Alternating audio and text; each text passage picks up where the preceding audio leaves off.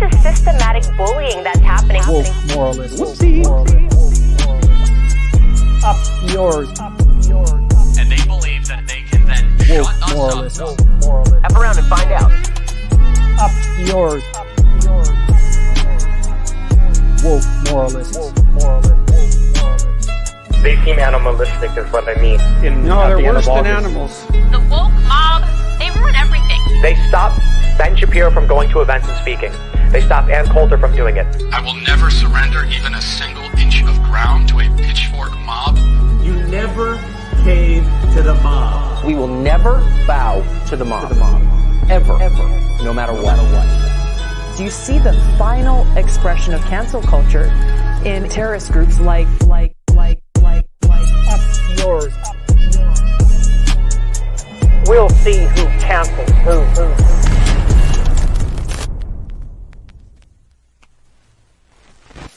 Yours, woke moralists. Hello. Hey, how's it Hey, going, everybody. everyone? Hi. So, How you doing? yeah, it's nice to see everyone. I just real quick before the show starts, we have some really bad news.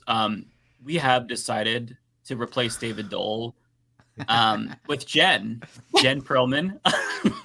I don't know. I'm not quite the Canucky. You know what I mean? Don't you need that like northern perspective in here? I don't know. Yeah, we need the Canadian representation. Yeah. That is how Canadians talk, though. We all say Kanaki. We say that to each other. Do Hey, you? Well, Kanaki. that's what one of my close friends Canadian, and I just always say that. Is that really a thing, Lance? No, I'm being sarcastic. Oh, okay. I wasn't sure. I don't know what you guys do up in Canada. I don't know. I just in South Florida, there's a lot we get a lot of snowbirds. We get a lot of people, usually French Canadians, but I don't know. And then terrible. my in-laws live in Vancouver, and then there's the Canucks, and so I don't know. I guess I just started calling the Canuckies. I don't know. Maybe that's just all in my head. I don't know. Well, David Doel is actually sick this week. He'll be back next week. Rebecca will be here in a moment. She is getting off of work right now. But thankfully, we have Jen here. And Jen had an announcement lately, or recently, I should say. Jen, let's not bury the lead. Yeah. What the hell are you doing? Well, also get Jen to plug all of her socials, too. Yeah. Oh, and everything should be in the description because it was sent over by now. I have people now. There's people that actually want to help me after like the first time it was just like me and Peter and like a ragtag. So I am challenging Debbie Wasserman-Schultz again down here in Florida's 25th. It is in a Democratic primary.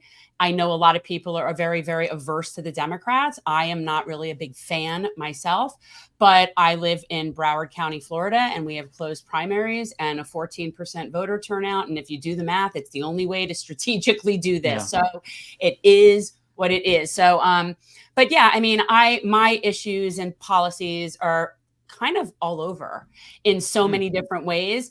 But it's always with the same mission. It just depends on what the subject is. Like, I'm here for the least of these. I'm here for service, right? So I'm like policy fluid, depending on what works for the most amount of people at the time, like that's best for people. So yeah, that's basically what we're doing. So yes, I'm running as a Democrat, but I am not I'm not one of their people. Let me just say that they're not going to be happy about me. That they're not. Yeah. So yes, I know people are not psyched on them right now. That's all. I mean, the goal is to defeat Debbie Wasserman-Schultz, and the way you do that is running in a Democratic Party primary. So that's what you want to do. Also, it's realistic, right? Like, you have a way better chance of getting elected if you actually become the Democratic candidate. So you have to here. There's no. Right. I mean, we're like a plus. I don't like plus 12 at least, and it's I mean, it's just not going to happen. Like like this is the only way to. I've been crunching these numbers for the better part of 15 years. People need to understand that. So it's not like I'm just, let's just try this. It's no, this is the way it has to be done. And we've been strategizing on this for a few years. And there's a lot of things in play that are different than last time. I think that Debbie is going to be in for a very big surprise this time around. And I think you'll all be very entertained as to what is coming. So I feel very encouraged. Yeah, I am too. The last time that you ran in 2020, you were campaigning and I felt like you were crushing it. And then COVID hit. And then you had to adapt your strategy because for those who don't know, Jen, she doesn't take corporate PAC money and stuff like that. So she has to raise money through grassroots fundraising. It's like a door knocking campaign. It's very grassroots. And so once the pandemic hit, they had to adjust and that set them back. And so now where you kind of have like this normal campaign again. Yeah. I mean, COVID's still here, obviously, but like you can do what you are good at. And I think that having an actual like real race against Debbie, where you're not kind of kneecapped, I'm excited about it. Like I'm going to be cautiously optimistic, but I'm optimistic. And even if like this is going to be an uphill battle, just like it makes me smile thinking that Debbie Wasserman-Schultz right now is like coping and seething. She's really mad that she has a primary challenger. Yeah, I actually know for a fact that she's freaking out. She was freaking out like the day before we officially announced, because I guess once it's on the FBC, like it's public, so she probably has somebody regularly check. I don't know, but I know she's freaking out. And the best part about it is, like, seriously, like I have nothing to lose. Nothing. I have nothing to lose. I can just go like balls to the wall. I am just so enraged right now, and I am just going for it. And the thing is, I will be living rent-free in her head for the next 5 months, whether I win or lose.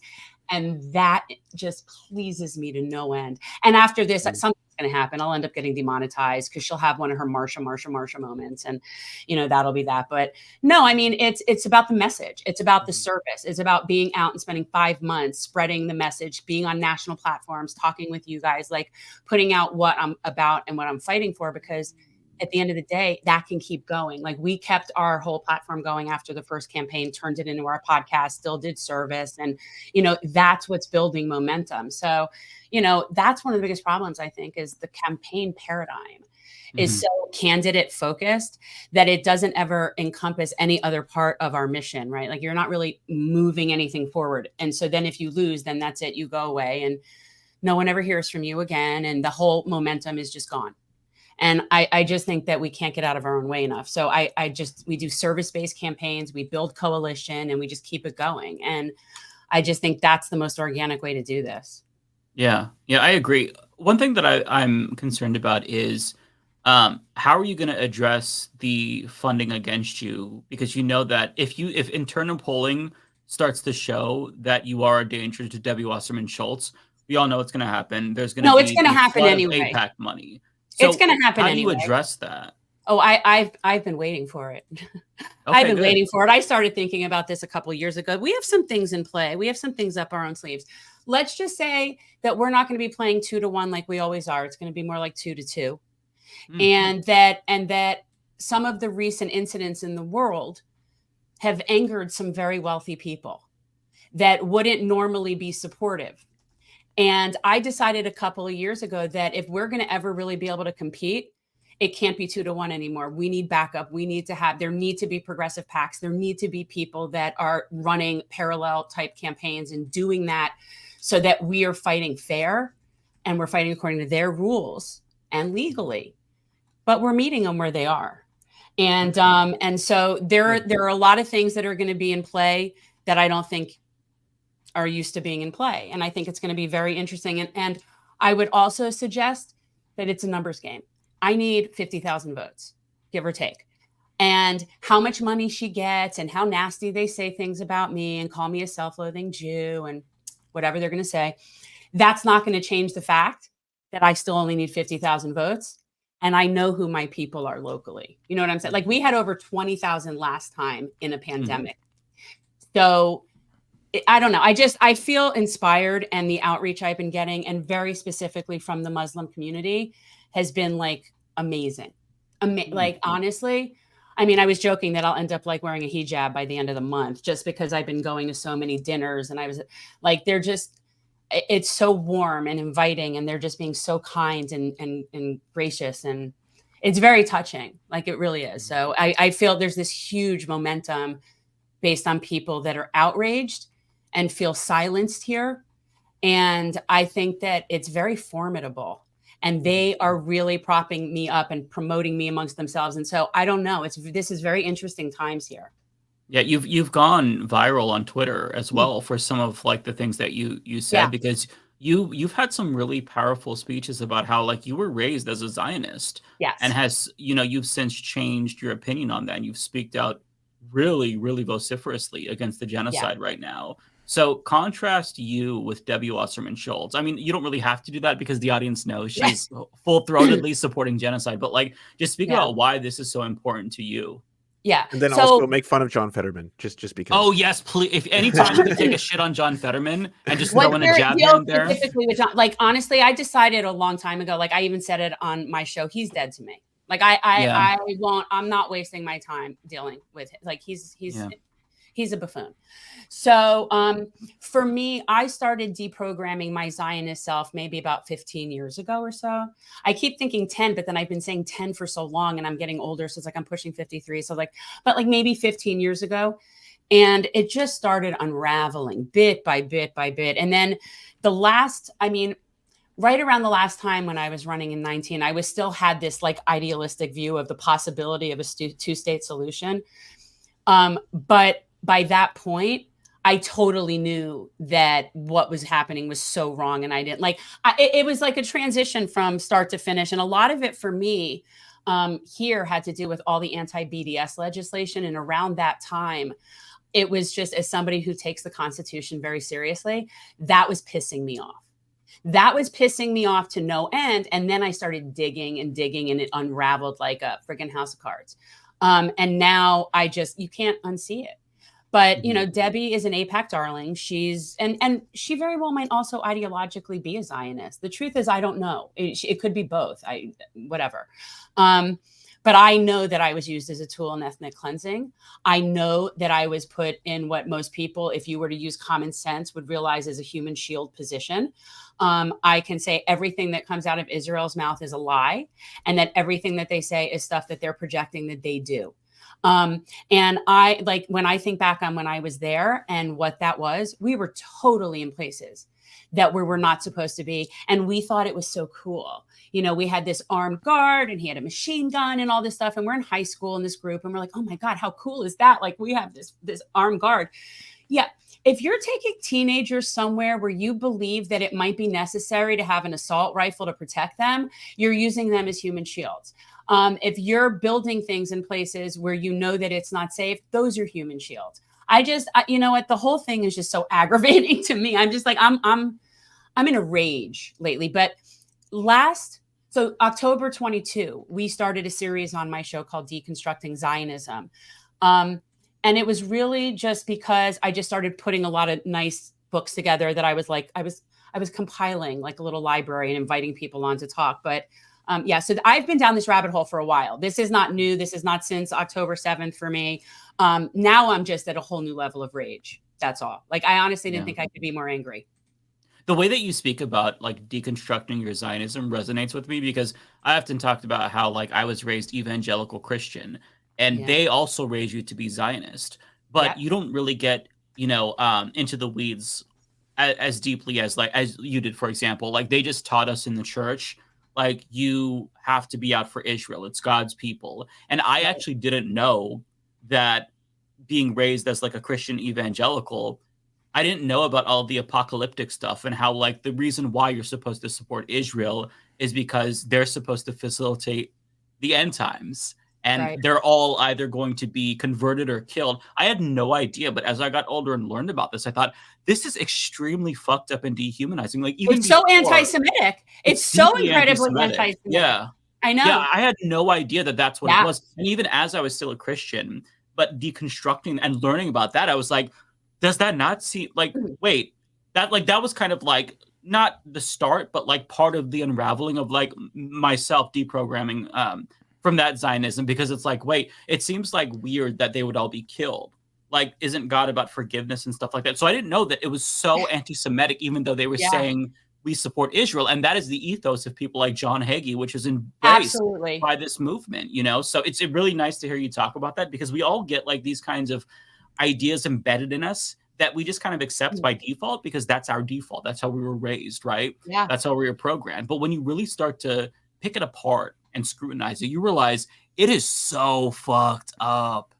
I don't think people realize, unless, I mean, for people, if you've read Elon Pappy's book, if you've read, some like Rashid Khalidi, like some of these books, then you probably know too. Then I'm not like overly, like, it's not like I wrote a dissertation on this, but like there was a renaming committee back, I think like probably 1947, like right before official, and when they were resurrecting a dead language, which Hebrew was not spoken anywhere there. They had to resurrect a dead language to create a language and make up a nationality. And there was a renaming committee that went through all of the ancient things in Palestine and gave them new names and backstories. And not only were we taught that here, but children born in Israel, because we had Miko Peled on, and he was talking about, he was taught the same nonsense with the made up stuff too. And he lived right next door to the real things. Like they would go look at what was, you know, they would be told was some ancient Hebrew ruins. And it was some guy's house from like 30 years before. Wow. You know, like that kind of stuff. I mean, just so ridiculous. And, you know, it's amazing that they're still trying to gaslight us when we're watching it in live time. Like, I don't understand how they think that they can get away with gaslighting us anymore. Oh, by getting rid of TikTok. You get rid of TikTok, right. No one will see anything anymore. We'll know nothing. Strategy. Yeah. Yeah. What are your thoughts on that? How would you have voted if you were in Congress? Like, I feel like I know, but like, I'm just curious. Your thoughts. I am fairly close to being a free speech absolutist, unless what you're doing is causing literal, physical, imminent bodily harm or threat to persons. I'm pretty much let it fly. I don't even mind hate speech. I like to know who my bigots are. Doesn't bother me in the least. Hate crime, that's a whole other thing. But if somebody wants to walk up and down my street trashing Jews, I don't care. You know, that's on you. Now, if somebody beats the crap out of you, I don't care about that either, you know, but you know, so no, I am vehemently opposed to any sort of censorship of information, deplatforming anybody ever, unless it is specifically libelous or if it is criminal in some way. But other than that, no. And certainly not because it has relationship to China. Like, it's just so friggin' xenophobic. The whole thing is just so gross. Am I missing something about this? Because I'm not on TikTok. I've never been on TikTok. I don't even go on social media, guys.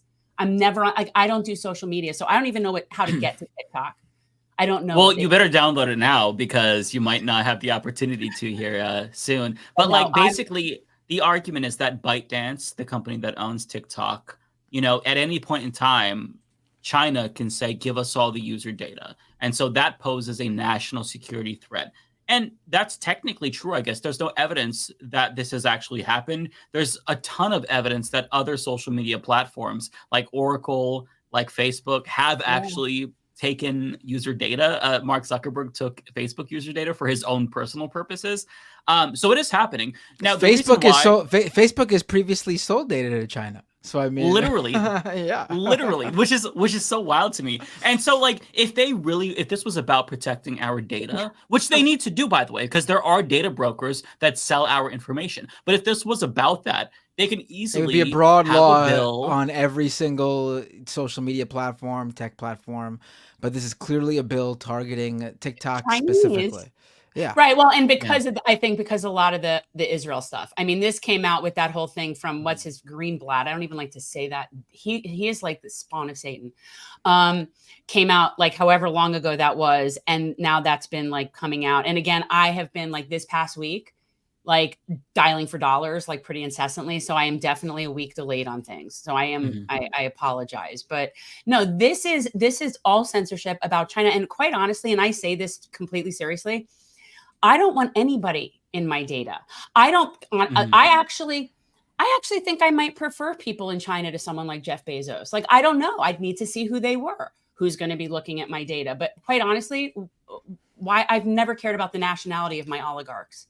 It does not. I mean, what is the Chinese government going to do with my data? What, arrest me? The U.S. government could do that if they have my data and they see something that they deem that they don't like or something. Right. What's China going to do? Send you more ads or like promotions or like what? That's what. Which is what Facebook and YouTube and Twitch and all these U.S. based platforms do. Like there is no difference other than the fact that it is a company based in a foreign country that members of U.S. Congress and the U.S. government don't like because they view them as hostile or they're, create a career out of being hawkish on that country because they view them as a competition.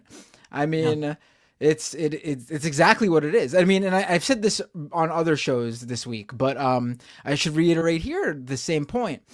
During the Super Bowl, company named Temu showed Super Bowl ads multiple times. That's a China-based e-commerce website. Alibaba and AliExpress are two huge e-commerce platforms that sell, that basically help connect manufacturers and factories in China and in other countries all over the world, very cheap labor countries all over the world, with U.S. business so they can manufacture goods, get materials, or just buy in bulk to drop ship or to sell. These are companies, Alibaba, AliExpress, Temu, based in China, who have way more sensitive information on U.S. users and businesses. They have your address because they ship to you, right? They have your financial records. They have your credit card information. They have your credit card numbers. Literally, the service they provide, providing the materials to all these big companies could put a stranglehold on the U.S. economy if they just decide to pull back or hold it, dangle it above our head, do something different. Mm-hmm. Yet you don't see them going after these e-commerce companies. Why? Because these e-commerce companies don't affect the politics. People can't share their ideological beliefs on it like they do on TikTok. They can't share news on TikTok like they do on TikTok. And so, they're not focused on those companies, even though those same with companies Tencent. Yeah. Right. Yes. Tencent, one of the biggest video game companies in the world. They're not going after them. They own Epic Games, don't they? That's hundreds. Yeah. I think there's 173 million video game players in China that play online games. Last time I looked it up, and that's a lot of people. A lot to mention all the American audience of people. There's got to be millions of people who play those games. Millions and millions.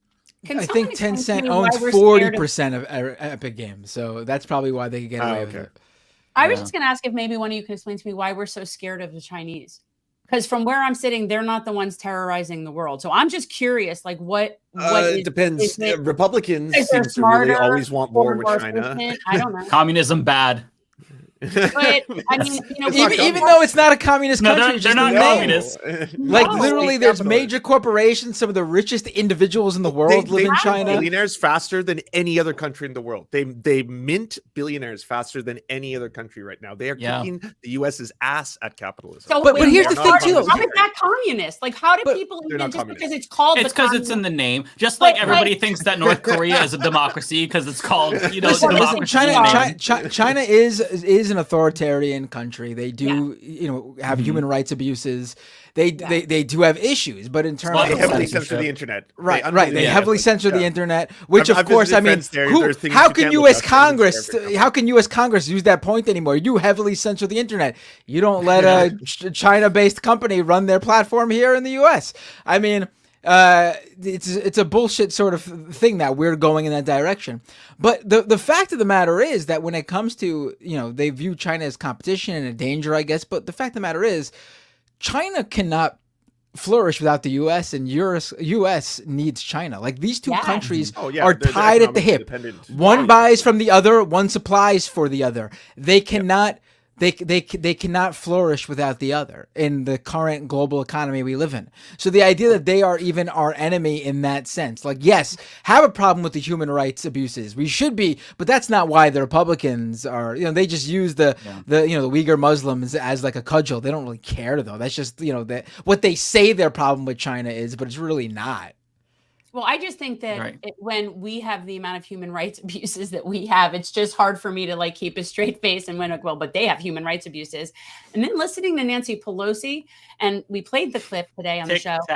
Oh, she had a kente cloth moment of gargantuan proportions today with the TikTok. I love that. Oh, it's so ridiculous. Why aren't we banning all these Chinese millionaires and billionaires who buy up property and land in the United States? Why don't we ban that practice? Wow. That's actually affecting people, driving up prices, putting actual U.S. land in the hands of people from a foreign country who aren't even living here. They're just buying it up as an investment to then make U.S. citizens pay even more if they're. The answer was in your statement, though, like you just said, driving up prices. Hey. Right, but we don't. That's why I'm being facetious here. Hey. Yeah. It's a hell yeah, baby. Right. But of course, we don't stop those practices. God forbid. But she's sitting there and making it sound like she's almost doing it because of solidarity with the people of Tibet. So it's like, because China is so abusive, and the thing with the Uyghurs and they have human rights violations in Tibet. So because they suppress Tibet, we're now going to suppress you. Like, I don't, does anybody see the irony in that? And then I also think this has a lot to do with her in Taiwan. I don't know. I mean, the whole thing to me was weird, how she was like trying to say that we're protecting you and then gives these reasons that have nothing to do with protecting us.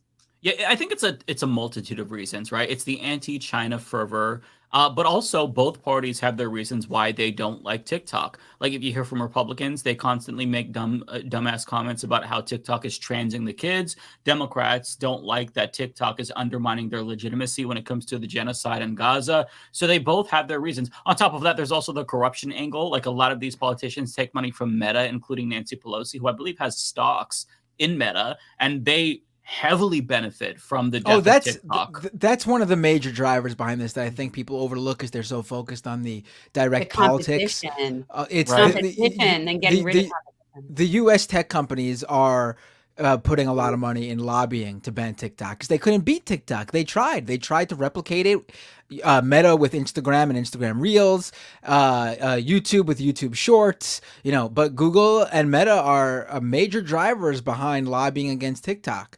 And then the news broke today that former Trump cabinet member and Hollywood producer Steve Mnuchin is already at work putting together a group of investors to try to buy TikTok when TikTok is ostensibly forced to sell. Now, I mean, it's pretty, but of course, Democrats are going to join Republicans in forcing TikTok to then, of course, sell to another Republican billionaire, a right-wing billionaire, a millionaire, or a billionaire or whatever. Bobby and then we got, I mean, it's just ridiculous. It's ridiculous. We got, Elon Musk spreading great replacement theory on Twitter.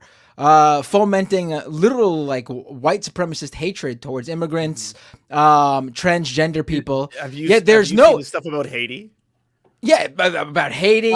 And listen, I'm not someone here right now. That's huge. Oh yeah. I don't think the U.S. government should step in and force Elon Musk to sell Twitter. That's not what I'm saying. But the U.S. government has huge government contracts with Elon Musk with SpaceX.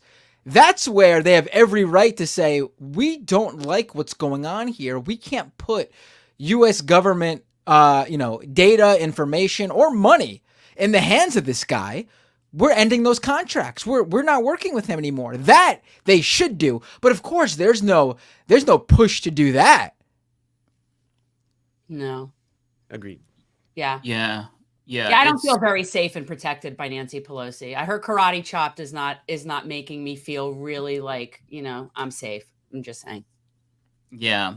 The TikTok thing, it all feels very disingenuous. And you add insult to injury when they all pretend like this isn't actually an effective ban. No. We're just trying to make it better. I mean, but what happens if they don't divest within 6 months? What happens? They can no longer be offered in any app store. Like that's which I think is impossible. I was listening to someone who knows about things like that, like how businesses sell and things. I know nothing about this, but that time frame is not possible. So that it is essentially a ban for them to be. They're not going to be able to divest in that amount of time. The amount that it needs to be done is what again. That's not my opinion. I heard somebody who seemed to know things saying that. Also, this is going to get caught. This is going to get caught up in the legal process. TikTok is not going to just lay down. I don't even think it's going to make it past the Senate. They're going to sue. Well, if it was cut off anywhere, I would. You don't think it'll pass the Senate? I don't know. I think you're. Well, I think you're a little bit too. I don't know about that. I think it'll die in the courts. TikTok has won this battle in the courts already. Montana tried to ban TikTok already, and TikTok took them to court, and they won.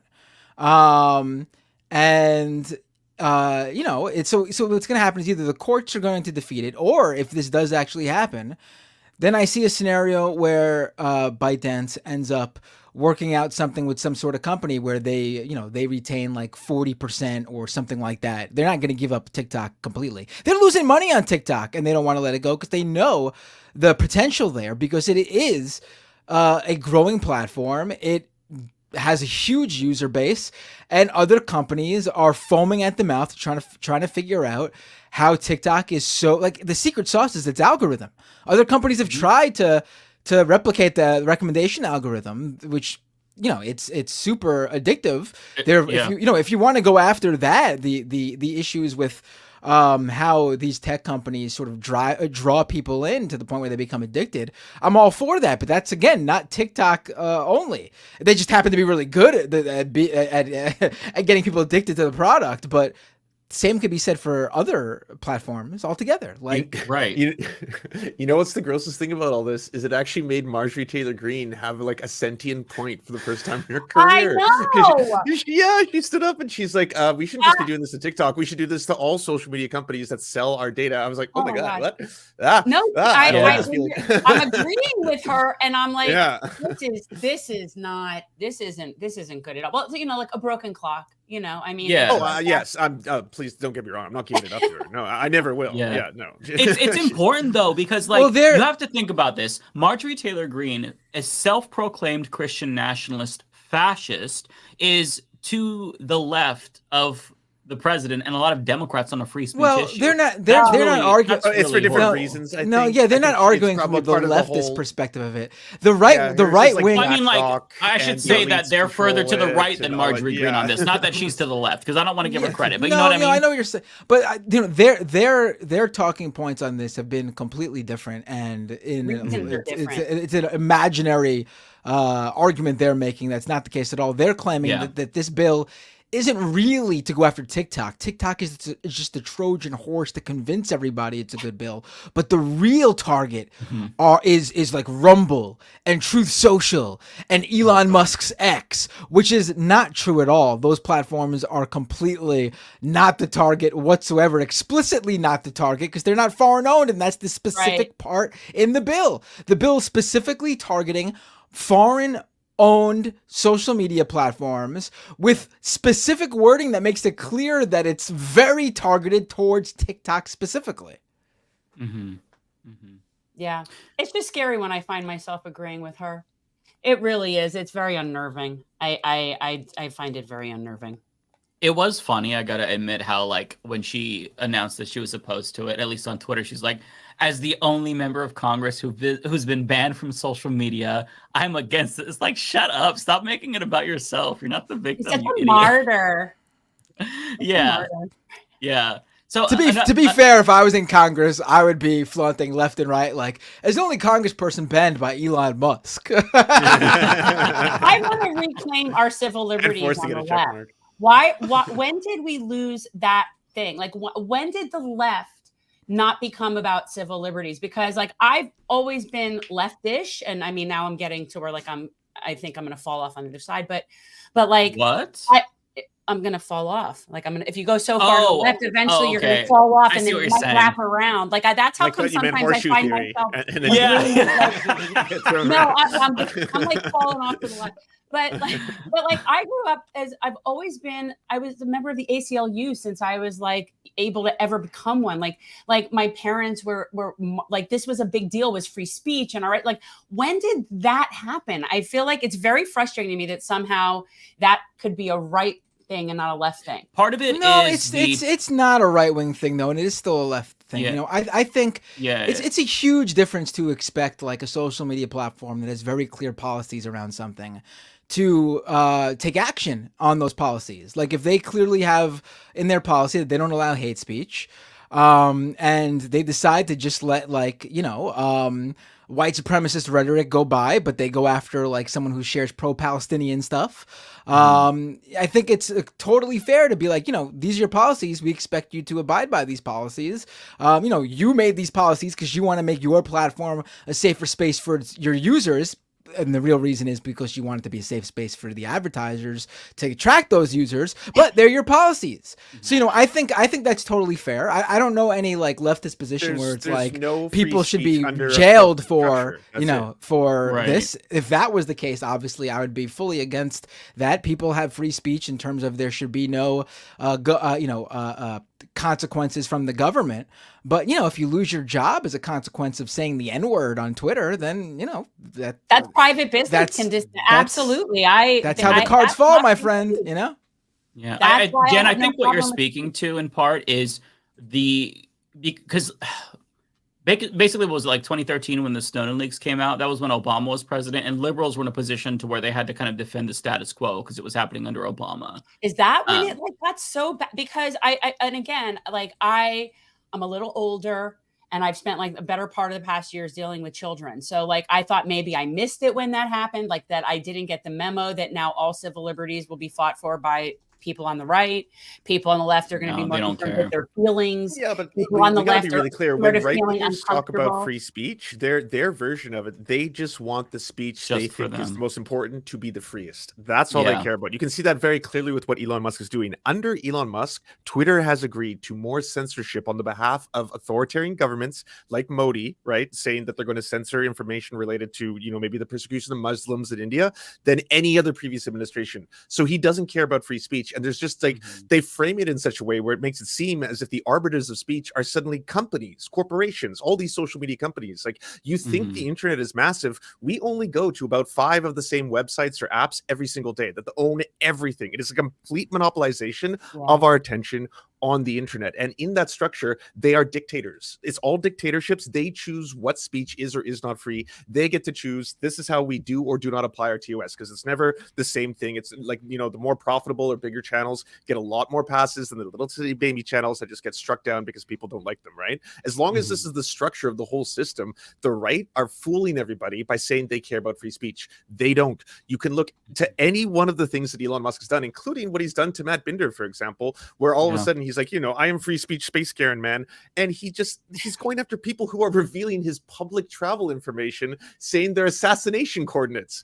Wait, did you get in trouble, Matt? Did you get in trouble with Elon Musk? Oh yeah, it was a big thing in December of not last year, the year before that. I was one of the 6 journalists that was suspended for reporting on him banning the Elon jet tracker. Yeah. I'm back on there now, but I was suspended for a check mark too.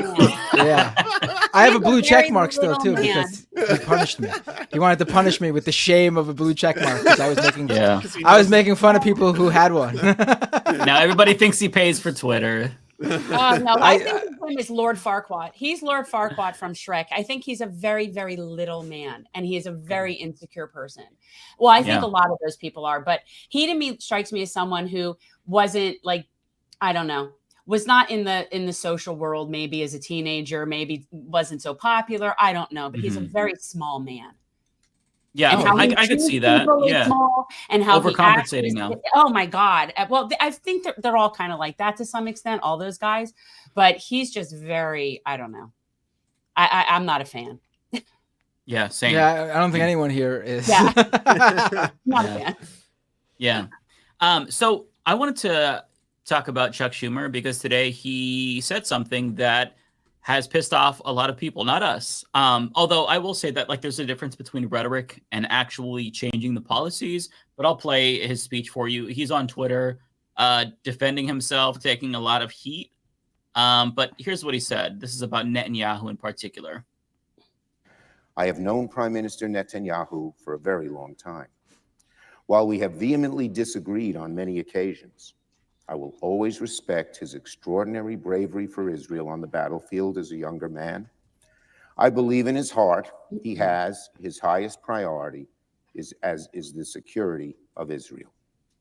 However, I also believe Prime Minister Netanyahu has lost his way by allowing his political survival to take the precedence over the he had it before. Yeah. He has put himself in coalition with far-right extremists like Minister Smotrich and Ben-Gvir. And as a result, he has been too willing to tolerate the civilian toll in Gaza, which is pushing support for Israel worldwide to historic lows. Israel cannot survive if it becomes a pariah. As a lifelong supporter of Israel, it has become clear to me the Netanyahu coalition no longer fits the needs of Israel after October 7th. The world has changed radically since then, and the Israeli people are being stifled right now by a governing vision that is stuck in the past. At this critical juncture, I believe a new election is the only way to allow for a healthy and open decision-making process about the future of Israel.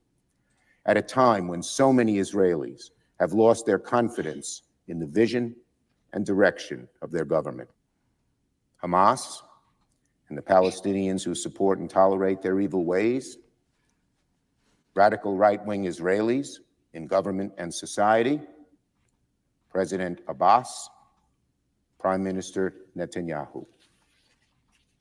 These are the four obstacles to peace, and if we fail to overcome them, then Israel and the West Bank and Gaza will be trapped in the same violent state of affairs they've experienced for the last 75 years. Yeah, so I mean... Everything he said was just ridiculous.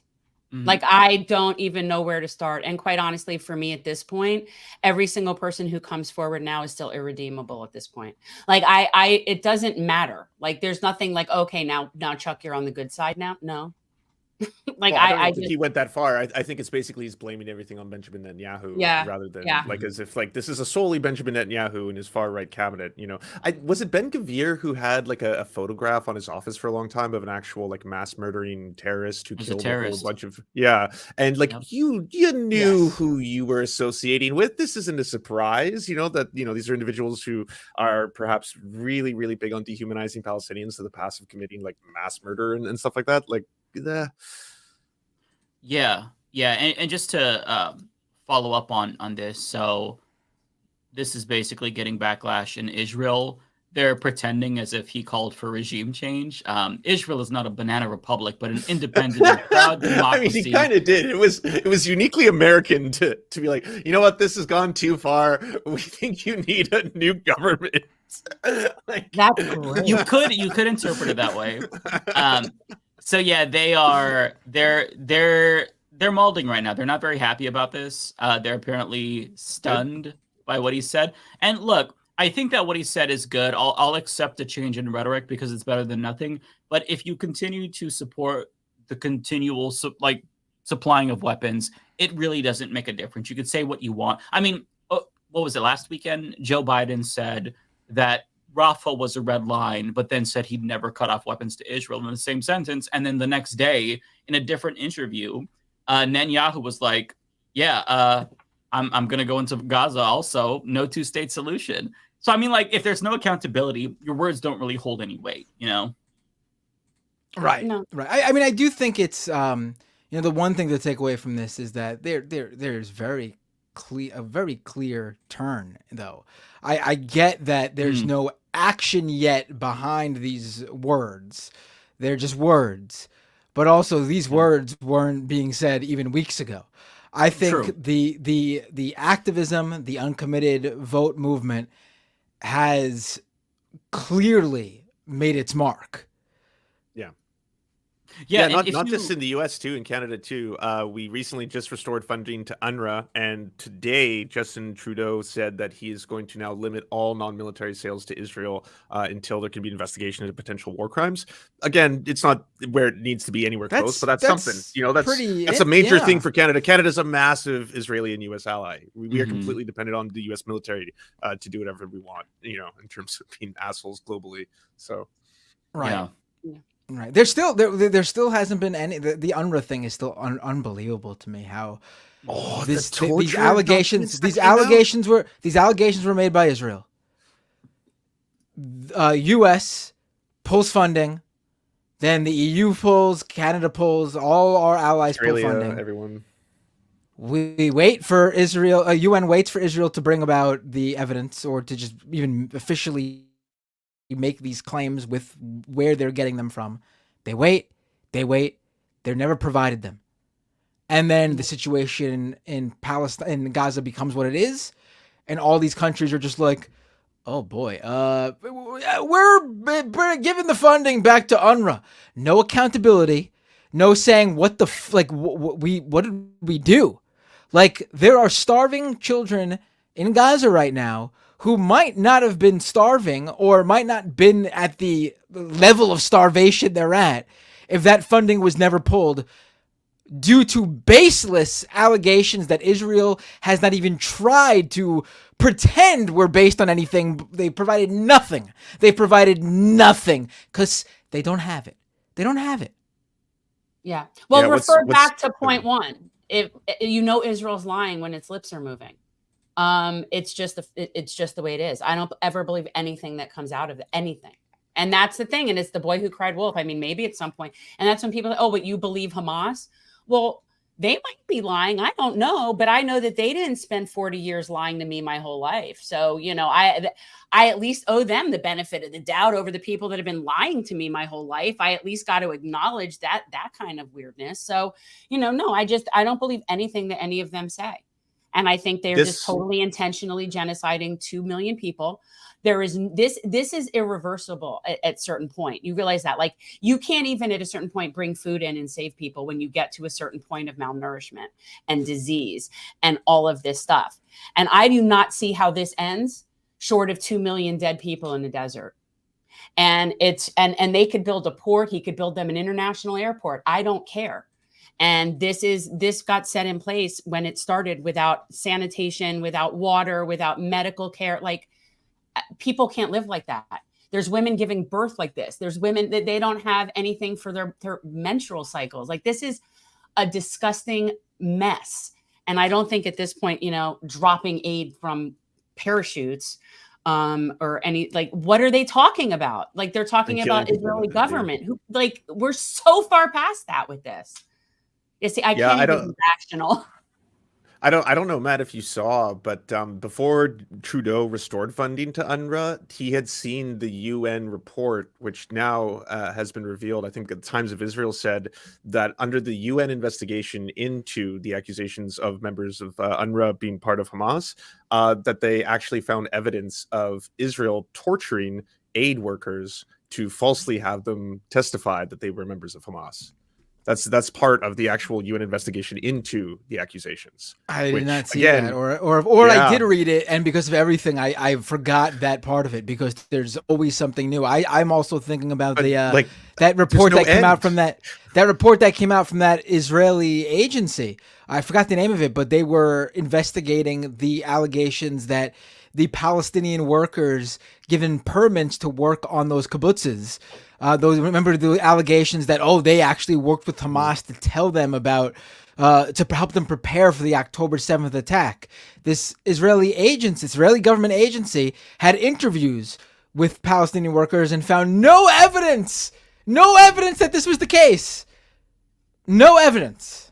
But even if it were, like, let's say hypothetically, okay, because the four of us are reasonable enough to know what Hamas is and what Hamas isn't. Like, we don't need to sit here and debate what that is, right? So let's say hypothetically 12, 13 people of that giant organization in whatever capacity that they were at UNRWA somehow had some affiliation with something that is the government of Gaza. Okay. So, okay. And what if some of them participated in something that was unsavory? They dismissed them immediately. Of course, without due process, mind you. So they fired the ones that weren't killed, basically. Right. So what, like, I don't understand. So clearly that was just some sort of manufacturing consent to cut off what they've been wanting to cut off all along. So to even, like, that's just absurd. Right. Even if all those people did participate, okay. So they participated. So look into that criminally if you need to, investigate it, fire them. I don't know, whatever. But what does that have to do with all of the Palestinian people and their aid? Like, I do not understand this. So yeah. Yeah, it's just more collective punishment. Well, every single person. The point of that narrative though was to say that that Palestinian citizens were a part of this, that no Palestinian could be trusted. Going off, that was the whole point of it. Yes. To basically say, these weren't necessarily Hamas, fighters or members. These were people that we trusted to come into this country and work. And they turn around and these Palestinian citizens give, tools to help Hamas plan the attack. That was the point of that. Do you know if any of them that they claimed, like, because I know that UNRWA, it's all over. It's not just in Gaza. Like, you have West Bank and Lebanon and Jordan, or, all the different places. So were the people that were all accused or supposedly named as being affiliated with the October 7th attack, were these all people that are in Gaza? Or yes, were any of them? They were all people that worked in Gaza. And it was 12 employees, which I think works out to something like 0.067% of the entire workforce. So even that, like in and of itself, I thought was like really messed up. But of the people who weren't killed that day, because there were several members who lost their lives, they investigated the remaining ones. And yes, the UN found apparently their report hasn't been released, but according to the sources like Times of Israel, they found that they were not only not complicit in October 7th, but that they were tortured by the Israeli government to try and testify that they were by waterboarding. So it's another one of those situations where like, well, maybe people don't like being born in captivity. It's just a thought, putting that out there. Maybe that's unsettling for people, and it causes them to have a certain amount of anger and retaliation. Just saying. Isn't it 30? Is it 30,000 employees? That's part of UNRWA. And they said it was 13. 12. And that's why they 13 suspended. of 30,000. Yeah, that's what wrong one. Let's see here. Yeah, 13 people out of 30,000. It's so crazy. Yeah. Yeah, and again, no due process anywhere. None. Not regarding the people. No due process. Just everybody just decides to cancel funding for everything without any investigation or due process. And one of the reasons why they are specifically targeting the UNRWA is because it's not just a feeding program or a food program. It's an employment program. It's actually supposed to help give Palestinians a quality of life and a dignity in that they can employ them. They can have them work as, part of their own liberation or help or rescue, that kind of stuff. It goes a lot deeper than simply being like they deliver rice or something like that. Mm-hmm. Yeah, it's really sad. It's hard to not feel hopeless because, we're supporting this, indirectly with our tax dollars. It's very frustrating. I feel like I'm going to be atoning for the rest of my life just for my own part in any amount of the Zionist nonsense that I did growing up. And this is just like, this whole thing is weighing on me. Like it's just adding to that, and I'm so angry and the people that are holding this up and just doing this, like it's somehow in any way for why they're saying that they're doing it and why anybody believes that is just, I don't know. This is a purposeful genocide. They're selling waterfront property and getting natural gas leases. Like I don't, it's very clear, so. Right. They're using October 7th as a justification for what they've been wanting to do, right? Like they want Gaza, so, and that's not to say that October 7th was fine and I don't condemn Hamas, because obviously I do. We have to do our regularly hourly condemnation of Hamas. But yeah, it is a genocide. It's intentional. It's purposeful. They are targeting. But why do we have to condemn Hamas? Like, I'm serious. Like, why? Do I condemn people that do certain acts? But Hamas is like a huge organization that has multiple arms and factions, and only one part of it is militant. Like, I just feel like nuance matters. I feel like if I was born in a concentration camp or in a ghetto of some kind where I was locked in, and I were to rise up and fight against that, really? Like, I guess I'm just, Well, you know what it is, and there was a really good conversation between Mehdi Hasan and Piers Morgan about this. And Mehdi Hasan was asked, it's good, right? Mehdi Hasan was asked by Piers, do you condemn Hamas? And Mehdi said, why do you always ask the Palestinian, like the brown guests, that, but you don't ask the guests defending Israel if they condemn the IDF and for their acts of terrorism, or call them terrorists, right? And I think that part of that is when you ask every Palestinian if they condemn Hamas, you work to kind of conflate all Palestinians with Hamas, when in actuality, like 50% of Palestinians or of Gazans supported Hamas. So it's very fragmented. And the people who, most of the people are children. They weren't alive when Hamas was voted in. But if you can conflate them with Hamas, then that helps in the dehumanization process, right? You drive home this point implicitly that they're guilty. They're all perpetuating this terrorism, and so if they get killed, then it's justified because they're all Hamas. So that's why I think it is. And Israel, and this whole thing about Israel's right to defend itself. Actually, no, No, actually, they don't, according to international law. They do not have the right to defend themselves against an occupied entity that they occupy. And the technicality that they go with, that somehow because they left the inside of Gaza in 2005 or whenever that was, that somehow they are not occupying it, is absurd. And we all know that. So actually, legally, no, they do not have the right to defend against an occupied entity. So I just find, and this is, we don't need a ceasefire because it's not a war, it's a genocide. So you ceasefire when two sides are fighting. You call it a ceasefire. That's not what this is. And words matter. And I'm tired of this narrative. So I don't know. I'll get off my soapbox now. I like your T-shirt, Rebecca. Yeah. Thank you. Hi. Rebecca, welcome. Hi, everybody. I'm sorry joining in so late. Hi, nice to meet you. Nice to meet you. Yeah, and thank you guys. This is my little shirt. It's on sale right now because Target, they selling all the Black, History Month stuff for like $2. Are they? Especially in white neighborhoods. Nobody purchases it. We'll head over there to your local Target and get you something on sale. That's good. So I have a couple of things planned if you're all interested in some stories that happened throughout the week. I've got some. I'll let you all kind of pick, unless you have something else. 'Cause these are just like things that I. There was a bit of a gay Christmas this week in terms of just like amazing things happening in amongst all the shitty things. Some things I don't think we can talk about though. Yeah, I was going to talk about Stonetoss, the world's most famous neo-Nazi cartoonist. He got revealed. His identity has been revealed, and that was really funny. The Tate brothers are back in jail. Oh, right. Because of Aiden Ross. Aiden Ross snitched on them, which is so glorious. That's really, really funny. Oh, and J.K. Rowling is a Holocaust denier. That one also happened. Right. Hey, I called it an episode like what, 1 or 2 of this show where I pointed out that Harry Potter's got the goblins. No, it was the sorting hat that measured skulls. Yeah, I know. Yeah. But then you listed everything. You're like, yeah, there's like a secret, the goblins. There's slavery, and the only character who opposes the slavery is ridiculed for it. There's like all the racist names. There's the anti-Semitic creatures in the books, all that kind of stuff. Yeah, and the eugenic sorting hat. Can't forget that. Right, right. Which there's a Lego set of that now, and it talks. Oh, nice. Yeah, it's hideous, but yeah.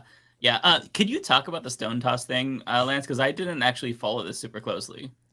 Oh, I'll summarize it real quick, just so anyone who doesn't know. Stonetoss is the name of a very popular internet web cartoon that is deeply, deeply racist, homophobic, transphobic, all of them. He does them all. He loves them. He's obsessed with making fun of LGBTQ+ people, Black people, Indigenous people, you name it. He's got a whole bunch of stuff. He's been secret for I think about 8 years, but his stuff gets shared everywhere. Sometimes really huge politicians will share Stonetoss cartoons because they're very innocuous, simple, cartoony, cutesy little characters, or mass shooters. Racist mass shooters. A lot of racist mass shooters in their manifestos have his comics or memes of him, so he is quite prolific in his reach. He's raised interesting how they see through exactly what it is, though. Like I know they get, I know you just mentioned, and it's true that Stonetoss gets away with what he gets away with in terms of the reach he gets because they're sort of, in a way, I guess, innocuous, the cartoons.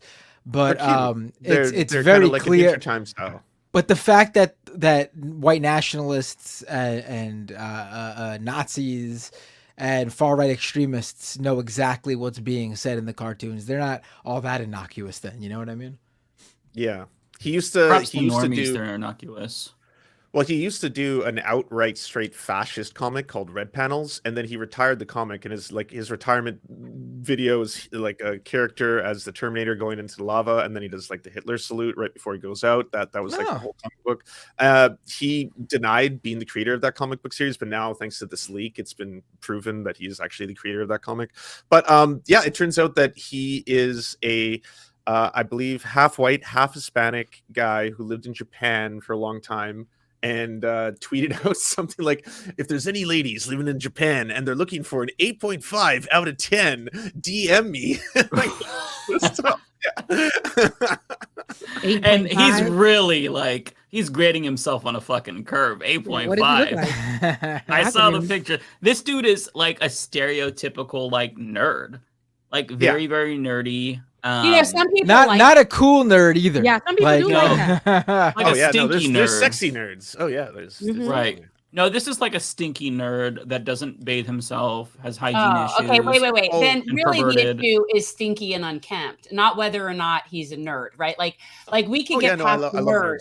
Stinky and unkempt. Right. No. There's evil nerds. For Nerds me, are not I gotta about lay it. my eyes on him, and then I'll be able. Because Yeah, you do we can have be a clean picture? and All right, ugly. Rebecca, You I'm just- gonna DM you. Yeah. Okay. Your spirit could be nasty, and that's why you ugly. That's true. Yeah. That's true. It's all of the above. You could take showers and all of the above, but you just ugly because you just nasty inside. You just doing the wrong thing. I know people like that. And so, But now you can't post this on Twitter because all of the things outing him. Elon Musk took it all down. It's a community violation. You can say any slur you want on Twitter, but if you out this Nazi, then that violates Twitter's community guidelines. It's so crazy how like the Nazis are running Twitter now. What's interesting about that? Isn't it? What's interesting about that that particular policy where doxing is not allowed on Twitter, in terms of just like unveiling an anonymous person's name. Which is now a matter of public record, by the way. Just so right. It's in So knowyourmeme.com. We're not the ones doing the doxing. It's already been done. They can't take down the reports because that's not the doxing act. They took down the original post, right. Unveiling who he was. But in that same sense, that policy should be construed in the same way where dead naming a trans person is doxing them because they don't go by that name. But they don't do that. They don't take down they don't take down tweets where people are using transgender people's dead names. No, in fact, I'm sure J.K. Rowling does that. Sure, that's encouraged. With millions of followers. Yeah, J.K. Rowling has 14 million followers, and she straight up does that. So yeah. So what's the problem here, though? If they're calling out this person, I'm trying to figure it out. So calling out this, he's a cartoonist. People only ever knew him as his avatar, which is this cute little kind of like white looking comic, and that he hid in the shadows, and now his real face and name have been revealed, and all the funny tweets. And he's been going behind this cartoon, so now that people know who he is as a Nazi, as like he has like the most popular, I would say, fascist cartoon on the internet without like equal. Like so that protects people. That protects him on Twitter. If somebody were to say, "Hey, this is the guy," now they're saying that is equal. They took to that post down. Well, they took that. That's what Elon Musk censored. They didn't want that post up. They took all that. Meanwhile, I get on Twitter every day and I'm seeing all kinds of porn all day, every day. But this is considered a problem. Right? Like outing a problematic person. Yeah.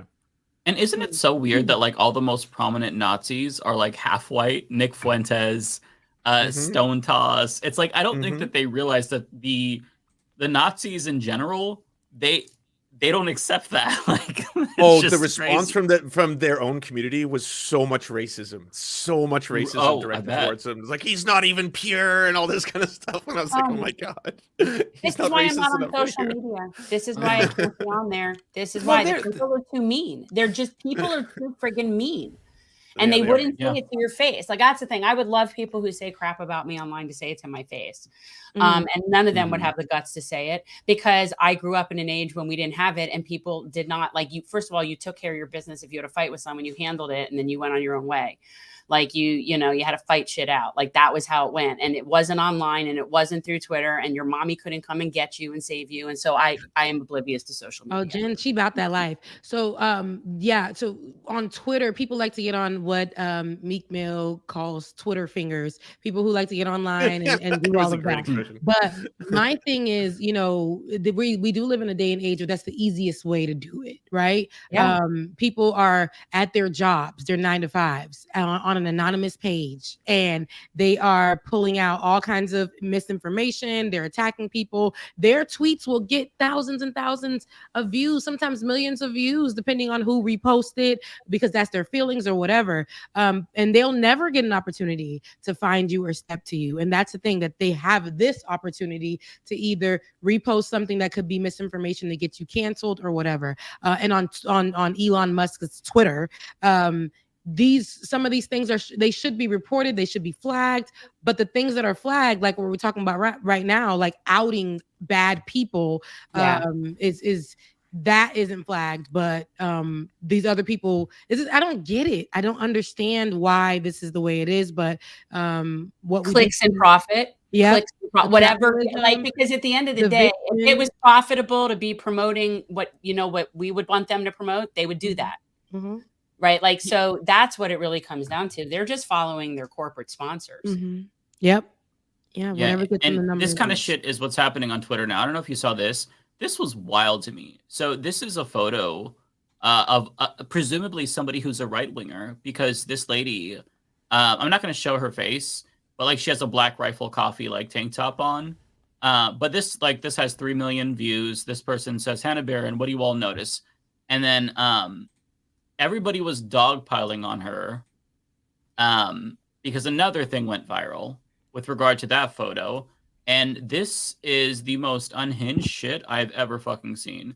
So let me bring up the outcome of that. So this woman, who is a right winger, by the way, who's on their side, is being transvestigated by right wingers, and the community note says it all. That is so dumb. Like, see, this pisses me off. What is this? What is this? It's a vagina. Like, and it could be a tuck. It could be whatever it wants to be. But why? She has a pad on. Like, seriously, like she could have a whatever size. They come in different sizes. Whatever. Who gives a damn? Why y'all focused on this area? Like, this is she could have whatever she wants to have. She could be tucking. Who cares? Right. And that's the thing. What if it was a penis? Like, I don't understand why we care. That's what Lady Gaga said years ago when I think it was Anderson Cooper asked Lady Gaga, "What about the rumors that you're that you're trans?" Or I think he used the word transvestite or something like that, because this was in 2007 or something. I don't remember when. And Lady Gaga just said, "What do you want me to say? I don't care. Let them think what they want. What if I had a penis? Right. Who cares? I'm not going to deny it." Or I'm not going to. Does that make me less talented? Does that take away? Yeah, right. It was a great response from her. She was, she was good, which made another thing that happened this week extra funny. She took a picture with Dylan Mulvaney, and there were TERFs who filled up her Instagram comments saying like, "We had no idea how can you do this to women and women's mouth?" And it's like, this is the literal woman who sang the song Born This Way and mentions transgender people in the song, and you had no idea she supports trans people? Like, what? And there was a comment from a Republican about how, oh my God, Lady Gaga went woke, and everybody was sharing it and shitting on them. Like, Lady Gaga going woke? What? How did this happen? He was kind of old. I mean, she is somebody that reminds me of like how Bette Midler came up almost through like the bathhouses and stuff. Like Lady Gaga came like the gay community. Like that's her. Those are her people. Like I that's just a strange thing to not know about her. Like they will flock with, because I guess when this is what like conservatives and people do, if she said something that may be seemingly conservative, if she came out looking conservative, whatever, they'll gravitate towards that. They won't go and do their history on what she stands for or whatever. And then when she does speak, they'll be like, oh my God, how dare she? Listen, she been on that. This person has been on that. You guys just never did your due diligence. You just like carried on this person because they said something that you guys assumed was towards your base and agreeing with everything, and they will ride that fence but never go and truly look at this person, but just because they're a celebrity or whatever, and they will carry that until that person is who they are. Like I hate that. Maybe they saw her with Tony Bennett. Like maybe it's the crowd of people that saw the album like with Tony Bennett, and then they only knew her from like that. Yeah, I don't know. I mean, I remember her wearing a meat dress. So right. Do that. Yeah. Right. I see some people in the people say my mic is very loud. I'll back off the mic. Hold on. Oh, you muted yourself. You just now muted you're yourself. muted. Now you're muted. That's too quiet. Yeah, you're still muted. I think you might have clicked on the mic setting in the actual browser. You've got the microphone mute. Now your microphone is showing that it's off. Yeah, your mic shows that it's off. There we go. All right. Now you got a bad mic. Now it's connected to your laptop mic or something. I don't know. I pulled there in an attempt to fix my mic. I pulled the wire out. Oh, that's what happened. Yeah. So thanks a lot to the person who told me I was too loud. You just completely fucked up the entire audio. I don't know if anyway, I saw some people in the chat saying that to that photo of that right-wing woman who they were circling her lady part, private area part. Yeah. And transvestigating her. I saw some people say Not transvestigating. Oh, it shows they've clearly these people have never been been with a woman before. But I think you have to look at it the other way. These guys saw nothing there and then said to themselves, "That looks like me." That's good. That's good. And this comes in a week when Candace Owens went viral for transvestigating. I was going to bring that up. Yeah, the First Lady of France. Yeah, and like she made this whole post. She staked her reputation, her professional reputation. Are you? Wait a minute. But it's like, who cares though? Let's assume she is trans. Why does that matter? Holy shit! Well, are you saying that's a word? Like this is a thing, a transvestigation? Transvestigations. Oh, it's a massive thing online. Oh, cis people. Yeah, it's all cis people doing it. See, yeah, this is why I'm not on social media. Who has the time smart for that? They're like, always wrong. You know what? I mean, I don't know. Do any of you have children? Like, who has time for that? To be sitting there and worrying about people? No kids, but I still ain't got the time. I'm tired. What is people with genitals? Yeah, and by the way, there's a really amazing video by Olay today. I just watched it. I didn't have time to tell her it was so good. She talks about how basically these types of transvestigations and transphobia, it also hurts cis women, especially cis black women, because they are perceived to be masculine based on the I don't want to just watch the video. It's very good, but it explains the colorism how of it. That was the part where I was like, this is like 302 levels of transphobia intersecting with racism, and this is so fascinating. I'm glad someone's finally putting this all down because it's like it's so true.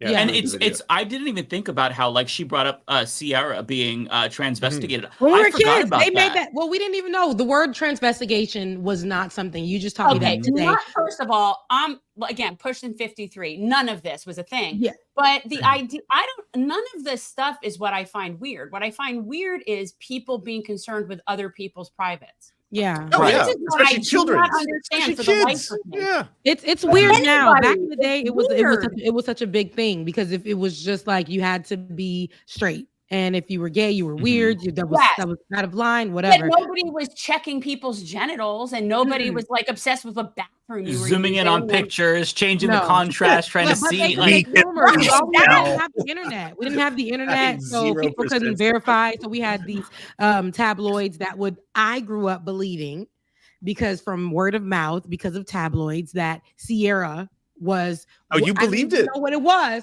Transvestite. So I just knew, or hermaphrodite. But these were the words that were thrown around. But hermaphrodite is a whole other thing. I was a child, and this is what we use, and this is what we believe, mind you, because she was tall, mind you. I'm an Amazon too. I'm a tall girl, and if I wear certain clothes or whatever, and that's just what it is. People are just gonna assume and think and whatever. That's so funny. I would think maybe she had Marfan syndrome if she was really tall. I don't know, but it would not occur. We were kids. This was back in the day. We only got just whatever the tabloids gave us, and it was minimal and it was dumb. And so how long did it take you to deprogram that nonsense? I feel like maybe when I got to, because I was in high school and people were still saying the same thing. So maybe I ain't even gonna kid you, like 2007, 8ish when I got to college. And I was dancing my goodies in school. Okay. So like all of I was too. This is where right. We was out there with the little top, my goodies. But at the end of the day, she's a woman and it doesn't matter. But whatever she identifies as but people will stick to it. They will put these like transvestigation. But what Olay said, and we talked about this, but even just watching on the Breakfast Club with Jess Hilarious, who I believe, she's when I saw her coming up, she's a social media personality who came up as a comedian.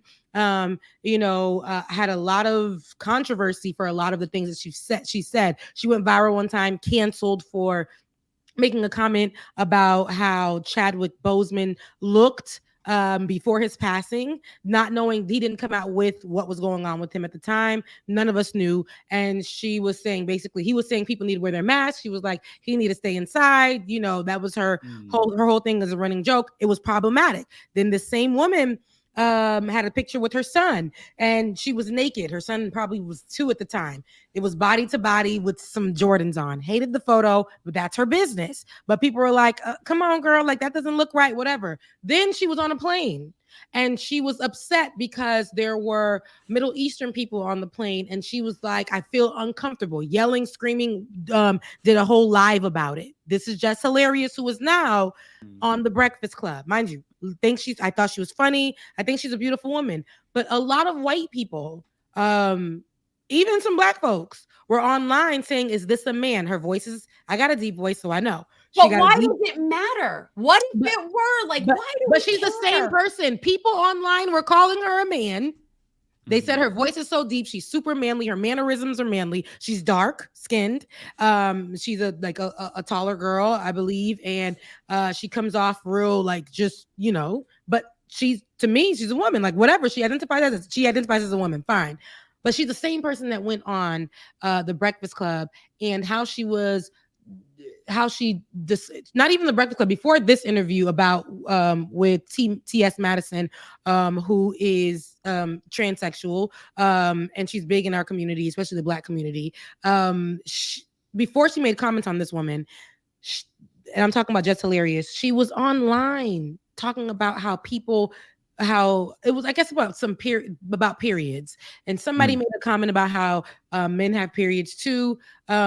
She didn't come to that conversation, and she came with guns blazing. Oh, you know, it's only a man and a woman. Y'all can't be. It was a whole thing. Okay.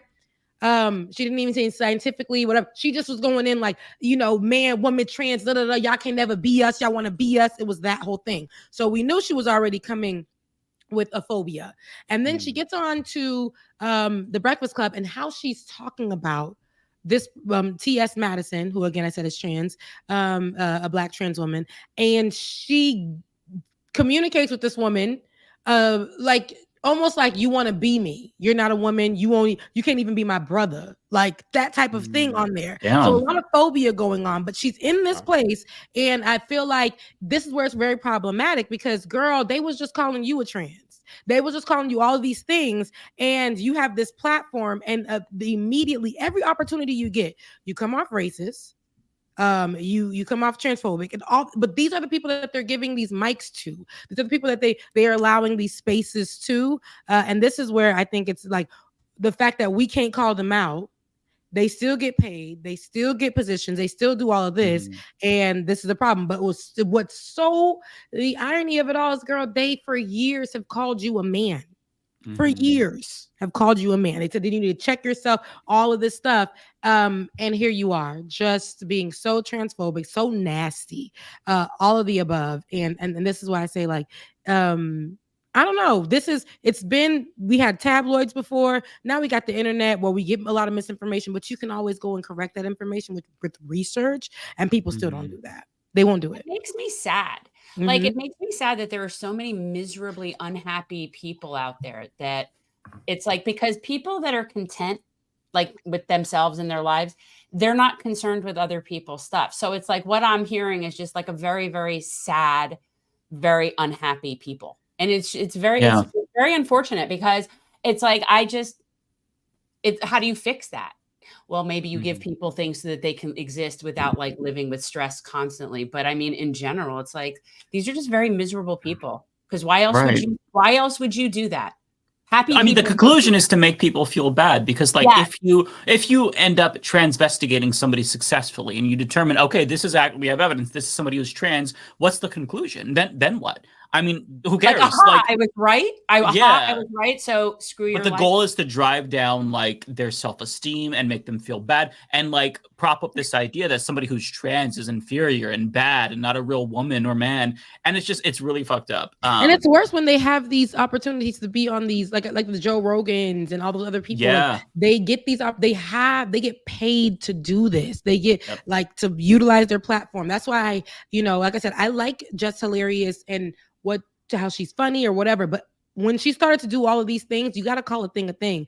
Love her, mean it, but you're problematic. Then you're on The Breakfast Club, and she's only been on there like a few months now. The first opportunity that you get is to call out somebody trans because you guys are having a spat online and you make commentary, and so do your peers. They don't even call you out about it, but you make commentary that is very transphobic. It's problematic, and you know for our community what that means. You know what that people were telling you that you were a man this whole time. You know what our community, how we feel about that, unfortunately. And I'll say generally, because it's not everyone, but that's just what a consensus is with especially with Black people.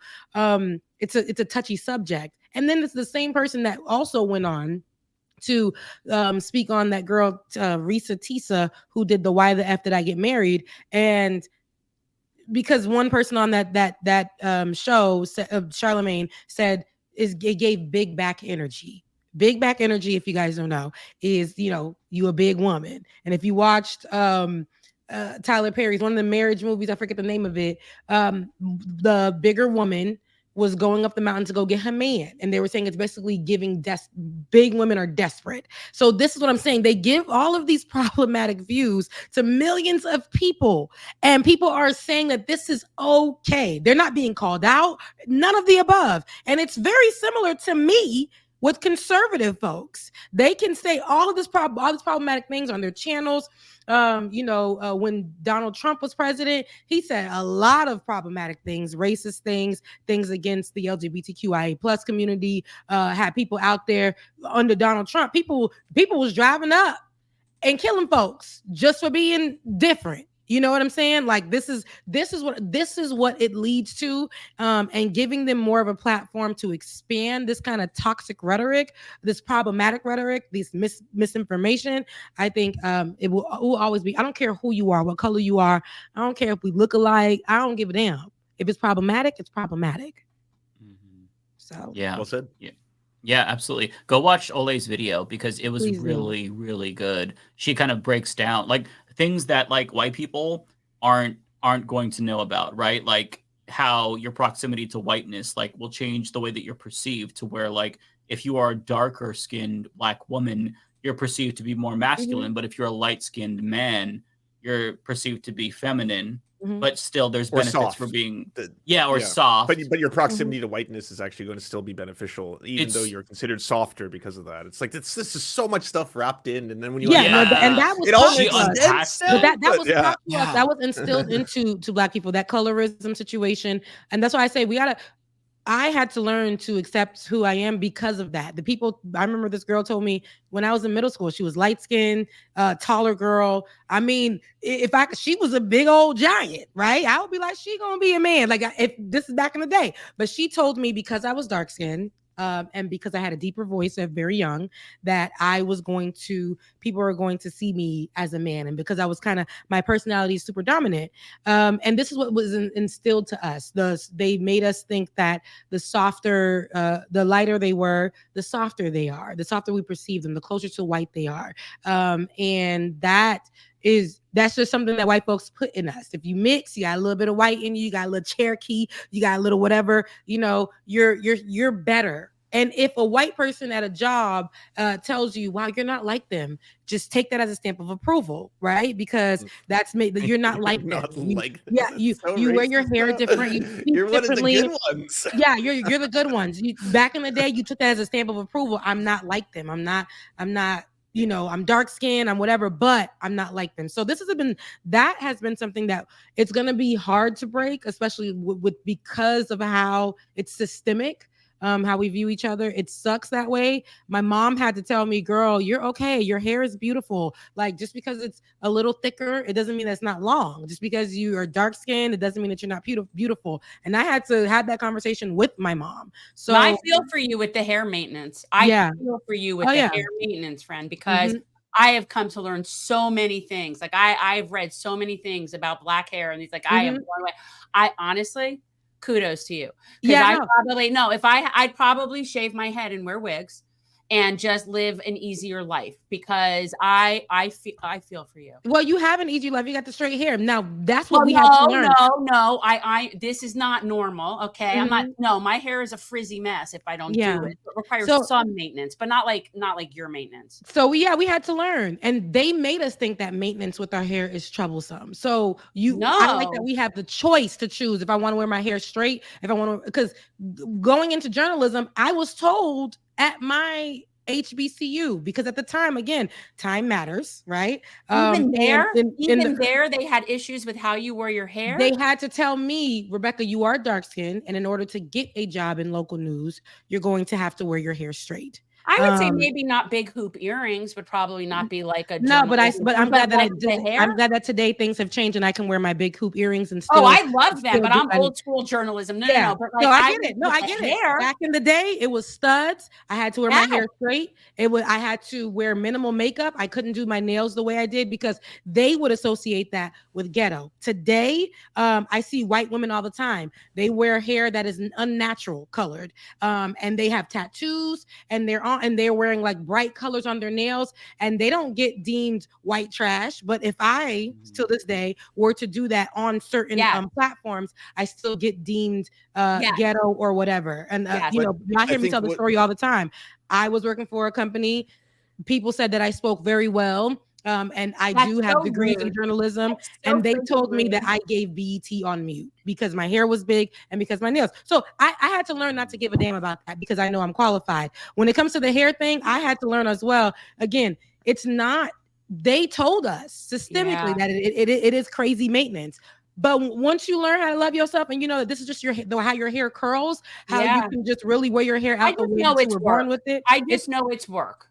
Yeah, it's not that much work for me. I think what's at the core of everything Rebecca's saying, though, is that what is considered professional in the workplace is more white, right? Do you look or act more white? Is your voice more white? Is your makeup more white? Are your earrings more white? Is your hairstyle more white? That's professional. Be a professional. Please dress white, be white, have a white voice when you talk on the phone. Please don't try and use your strand of slang or anything like that. Exactly. That's what the professional standard is supposed to be. Yeah, and I'm glad that now, and that is also what prohibits me from getting some opportunities, because I chose to be myself, like just be who I am. And again, like I know the professionalism in journalism. You might call me, like I said, some days I'll be like, dang, Rebecca, you getting old, because what they call in journalism today ain't journalism. But at the same time, what's accepted, what has always been accepted, how white people can move through it, is still problematic for Black folks. Women having to wear their hair a certain way is still considered a big deal. You always see it online, like, yes, wear your braids, sis, when it shouldn't be that much of a why problem. Are we pointing that out? Yeah, you should be able to wear your braids. And that's just I will tell you an interesting story. Once when I was practicing law, this is in Texas, and I had to drive down to a little town called Poteet and go to their little county courthouse. And I'm standing there and I'm wearing a pantsuit, like, because I'm not really a dress or skirt person. I'm really not. I'm wearing a pantsuit, and I was very professional. And I kid you not, I won my motion, and this judge looked at me and said, I assume the next time you're going to be in my court, you'll be dressed appropriately. Because I ought to have been in a dress with pantyhose, you know what I'm saying? And this was, I'm not that old. Like this was like in 99, maybe like 98, 99. And and I was dressed inappropriately for wearing pants. Wait, no, you're muted. No, you're frozen. So we have, am I frozen? There we go. No, you're good. You're good. You're back. So no, but I said we have issues being women already, right? Just period. In this country, around the world, like being a woman is already like you're low tier. And then so they want to see you in the pantsuits, the skirts, the pantyhose, the heels. You got to have your hair a certain kind of way. You got to look business casual. And then being Black on top of that, we have to do that regardless. If we change any little thing, they're gonna be like, oh, this ghetto woman, she's unqualified. What is she going to come here with? She's not, like, who is she? They're going to, if you walk into somewhere, they're going to not even expect you to be the lawyer, to be the representation, to be the person that they're not going to expect you to be that. And they'll assume you're the court reporter. They'll assume you're the nurse. They'll assume you're the court reporter, or they'll assume that. Yeah. I stopped assuming so long ago with this crap, because it really makes an ass of you and me. But you know what I mean? Like, it's just it's so off the wall. Like, I don't ever assume anything anymore about people. And you said that was 99 and you ain't on the internet. And we in 2024 and we're still having to deal with that in some way, shape, or form. Yeah. So, yeah. But I am not wearing pantyhose. And if anybody ever suggests that to me, I will have a bonfire of pantyhose on their front friggin' lawn. Yeah, I love a good pantyhose. Don't get me wrong. With a good pair of shorts, you just how you pair it, right? It's just how you pair it. Oh God, it's so uncomfortable and confining and What did y'all think about John Cena at the Oscars? He's apparently didn't see it. What'd he do? Yeah, what'd he do? He came out completely naked, except for a small card covering his crotch. That was basically the only part. But otherwise, he was completely naked. What was it for? Like, what was he promoting? He was presenting best costume, but he forgot one. That was He's also promoting a raunchy comedy on Amazon Prime. That I was going to say. I mean, not that I would mind necessarily seeing John Cena. John Cena? Oh, I recommend looking it up just for research purposes. I'm sure he looks pretty fit. So I mean, I'm sure he that does. It would be you know what's wild? He looks crazy he good. And all the discourse was about how he's been emasculated. This is the forced feminization of men, and this is cuckoldry. That's what it. They said it's called the humiliation ritual. You literally cannot shame or humiliate or emasculate a literal professional wrestler by having them go out there wearing little to no clothing. That's literally what they signed up for. Confident man. Yeah, but John Cena is someone like he is extremely like I find him humble and fairly self-deprecating and seems like a really nice guy. Seems like a very nice guy. He follows me. Really? He follows a lot of people. Yeah, I know. Whatever, Matt. He's one of those mass followers. He just follows everyone and everyone. Don't take away from Mike's follower. Like he follows Mike, and that's all right. And Lance. Yeah, these are dubs for us. What about my follow? I gotta follow. Talking about he follow everybody. It's okay. He follow them. Something tells me he's not following us because he likes our political takes. Let's put it that way. Why not? Why would he be following you? Yeah, he's just one of those mass follow. Like he just follows everyone and anyone on Twitter. Oh, I see. So like if you so he Binder's just jealous. Yeah, I actually don't like John Cena. I'm trying to big time him since he follows me. It's no big deal. I don't follow him. I don't know what his politics are. Really? Are you that ridiculous? I don't know. I probably do. I'm not sure. I can check. Now I feel bad. Is promoting me, which is really cool. John Cusack is a sweetheart. Oh, he's been promoting me. Yeah, we have some interesting followers. It's really interesting, like people. But apparently, as much as John will promote, he will not donate. So I try. I do follow John Cena, so it's all good between us. Me and my good friend John Cena. Very good, John. He's granted the most Make-A-Wish wishes out of anyone. Yes. Wow. Oh, he has. Okay. Yeah. Well, shout out to John Cena. He's still kind of cute, so we'll shout out to John Cena. His body was fit. Not to ruin him for all you, but he did. A man who looks like that naked. I don't understand. Well, How's this emasculation ritual? I can't really. I mean, sign me up. Lance, you can hit the gym a little bit harder. I know. I need the emasculation ritual. God damn. Fucking John Cena. He's doing okay, but he has work to do. Okay. Yeah. Right. Got a little. Maybe he needs to like just increase his amount of time at the gym or something. He could drop 10 pounds. No, I'm just kidding. Yeah, no, one thing that was really interesting to me is that like somebody said, well, what would happen if like Lil Nas X did this, for example? I don't know who said that on Twitter, but it was a really good point because it's like, okay, what would the conversation be? Because there's still this backlash, right? Oh, they're shoving it down our throat. They're shoving it down our throat. It wouldn't have been about him being emasculated. It would be how we're being punished. Listen, it's the internet. It's the world. Everybody's gonna have a problem with something. Who are you talking about? He's a super famous pop star. Little who's Nas also X. openly gay. He's the guy. Yeah. Little Nas X. Do you know him? No, I do. Like, is he very feminine? Is he like? Is there? Oh, he did a striptease with the devil. I'm just wanting to know, like, why would it be different if he came out with the card? Like, I have no idea. He's part of the LGBTQIA plus community. Okay, see, so it's like, would he be? That's why. Okay, I'm sorry. Yeah, would he be accused of like grooming, like if a gay person did that or something? Are you kidding? Which is really interesting. It's the internet. No matter who comes out that way, some group of people are going to have an issue with it. Like you said, this John Cena comes out and they were like, "Oh my goodness, he's being emasculated. Look how they just make it. The ritual. They're doing this. They're He's forcing laughing him all out the way there. to the Forced- bank. forced Emasculated. feminization. What? Emasculated. Yeah, I never heard forced Yeah. feminization until so now I hear that. Like y'all teaching me something new every day, and I'm on the internet. But Oh, we gotta start teaching you about furries. Yeah, we knew. I know what that is. How do you know what that is, Jen? they run the internet. I will tell you, okay, I have been to Comic-Con. They rule I the am internet. married to a complete dork. I have comic book. He does auctions in this studio. So That's anything funny. that has to do with like anime, comics, Oh, that okay. whole world, gaming, all that, whatever. I have a husband and 2 boys. So Okay, so interesting. I've learned a few things. Okay. That's But I what's, don't know pop stars. I don't know, like probably not a lot. what's You your don't know favorite current anime? pop stars. You give me I back in the don't day. have any favorite anime. I just know phrases of things and names of things just because I hear about it from them. I don't want to participate in this. You're forced.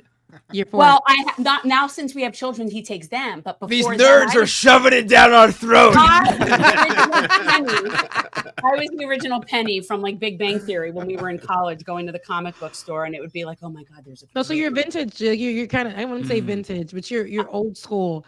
I mean, comic. 71. I was born in 71. So Okay. So what's your pop star go to? Madonna? Yeah. Well, I saw her. I've seen all of them in concert, which is amazing. I can back see in that the for you. day.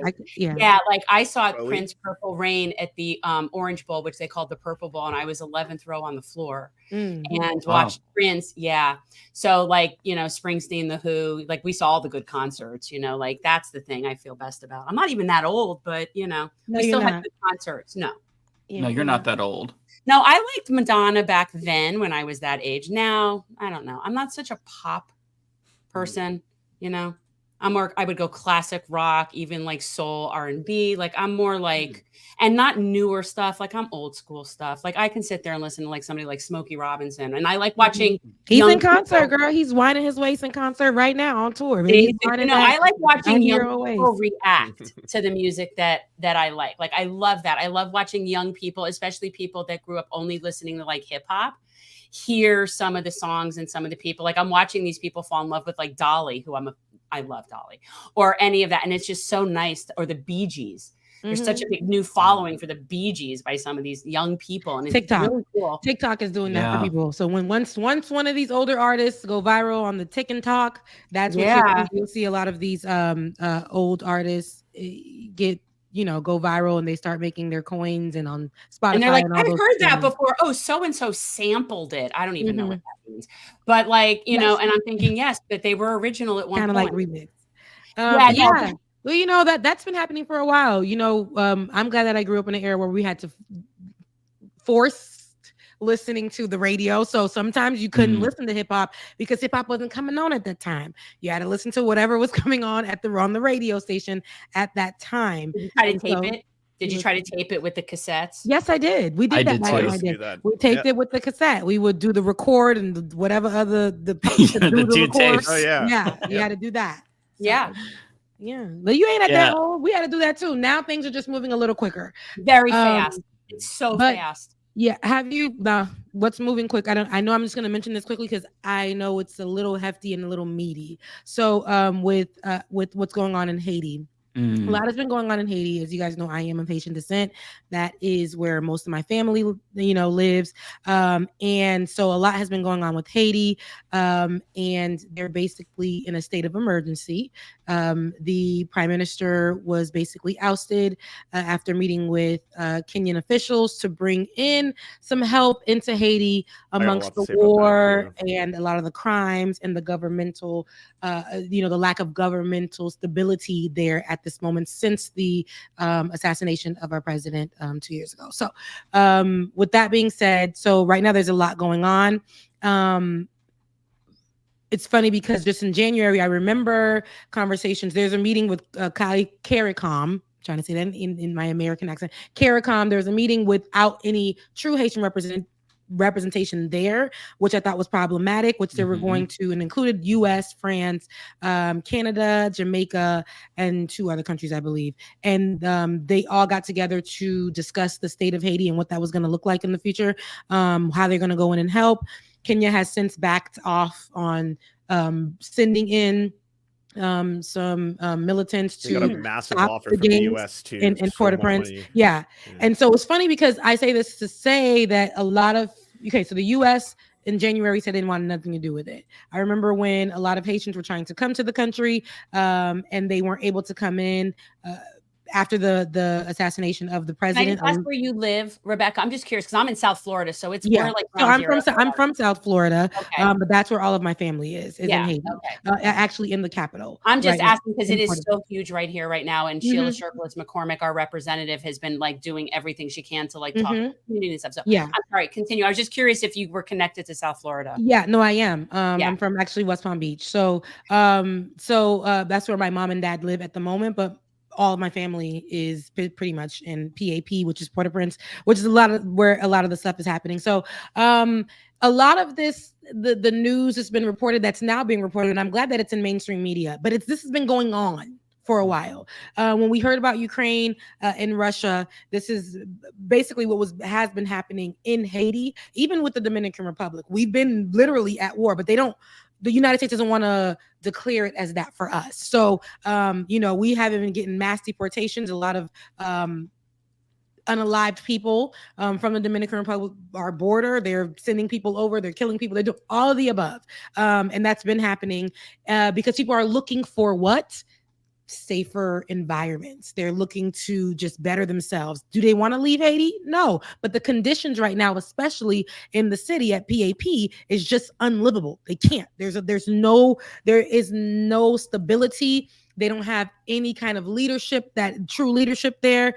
And so when they tried to come here, we know what happened. They were all sent back. But Ukrainians, which deserved also to come here because of what was going on, when they got the opportunity, they got a little bit of a red carpet treatment. They got grace. They got, there was acknowledgement about what was going on with them, and the U.S. didn't want to acknowledge that. In January, when Haiti was asking for some type of assistance, they said they wanted nothing to do with that. They're not going to touch it. But now, during this time where there's no kind of leadership, Haiti has come, not Haiti, the U.S., as much as they had their hands in a lot of the things that are going on in Haiti, the U.S. now wanted to have conversations and allegedly urged, even though they now said that they didn't do so, but they urged the Prime Minister Ariel Henry to step down and for them to basically come together and take control over Haiti. And that's what Haitians do not want in the moment.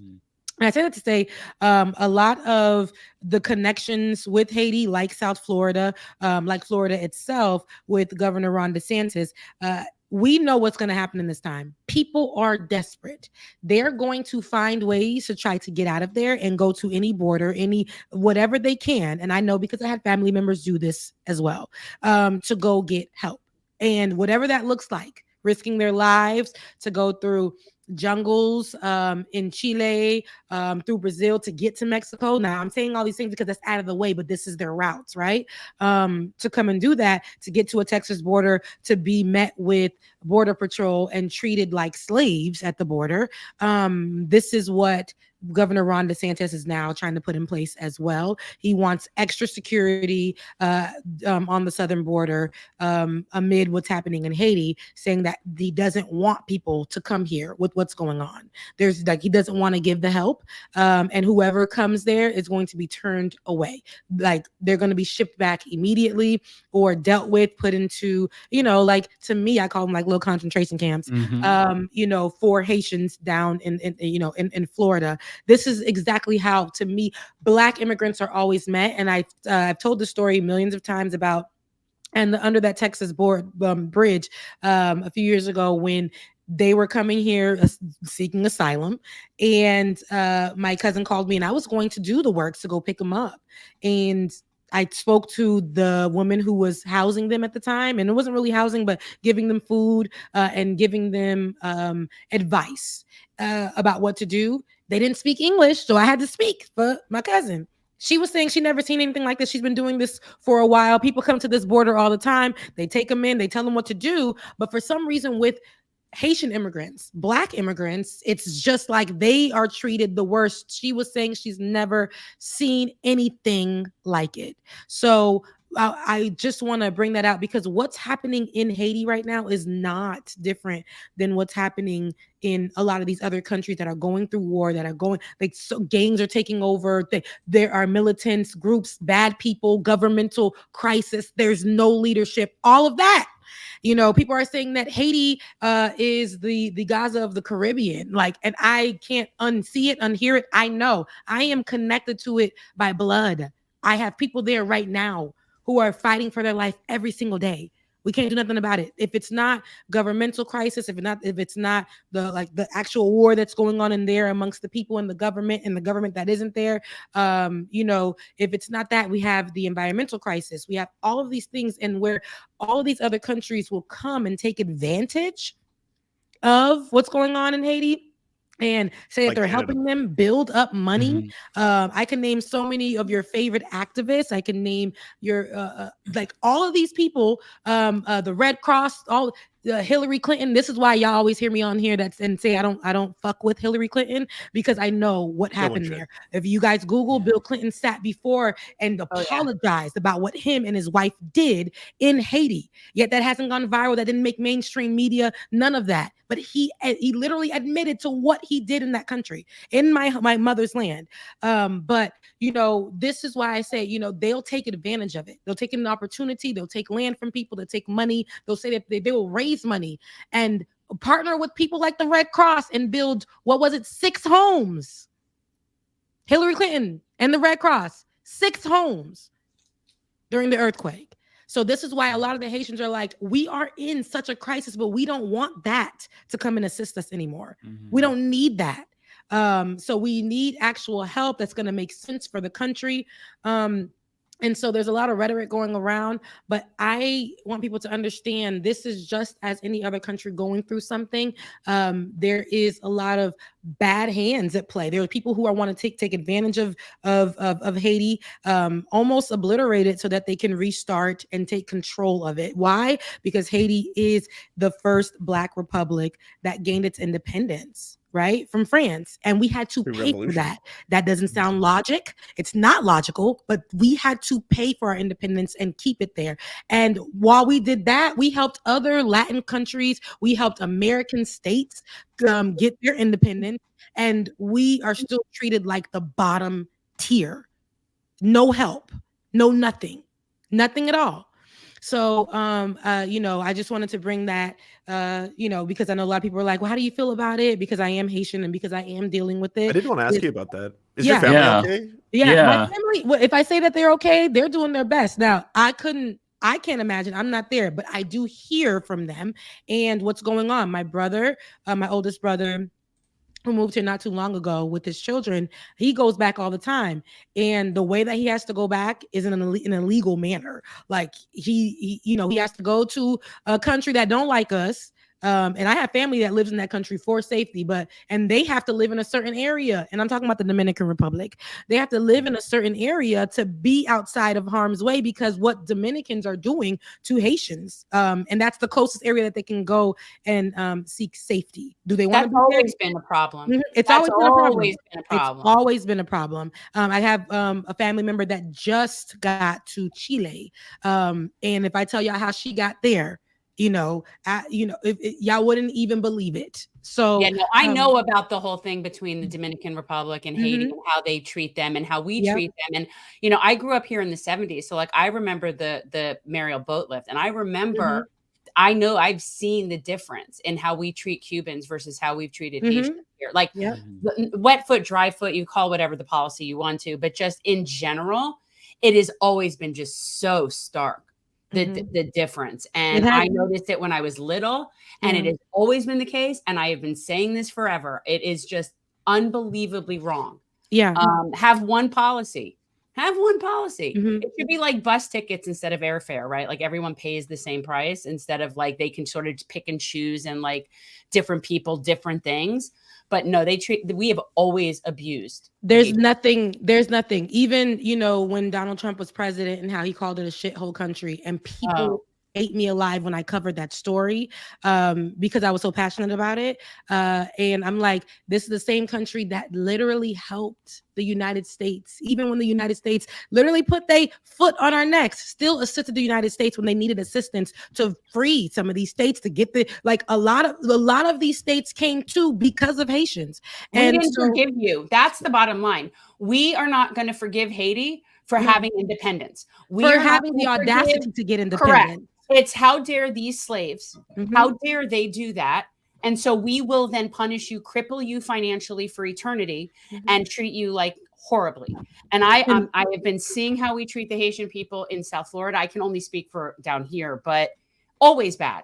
Always bad. It's always been embarrassing to me. Like, this is just not, it's wrong. Yeah, it is wrong. And the Clintons used it as like some sort of slush fund for the Clinton Foundation. Oh yeah, and this is why I say, like, I tread lightly about that. I don't give a damn. Y'all know I don't cuss so much on the show, but I really don't give two fucks about Hillary Clinton.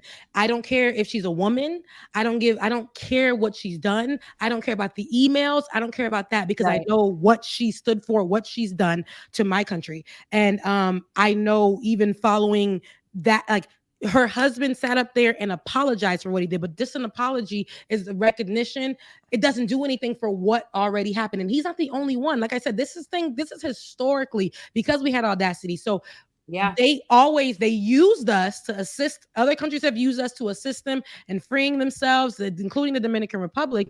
All of that, their flags have our colors on there because we helped free them. A lot of Latin countries have that. Look it up. It's historical. We are very strong people, have resilience and all this stuff. But the way that what's going on and how they want to just say we've always been the poorest country in the Western Hemisphere, because that's how the United States and mainstream media always around the world always that's what they start with when they talk about Haiti, instead of it being the first Black republic of the world. We benefit from you being suppressed. Exactly. So it is what I mean. Like, that's it's again, I feel like it's just they've been being not you, but Haiti's been being punished for daring to not want to be that. And so we will now, like, same way we punish Cuba forever and a day for something that is really not anything anybody should be punished for. But Haitians have just been always treated horribly. It's so glaring to me. And it's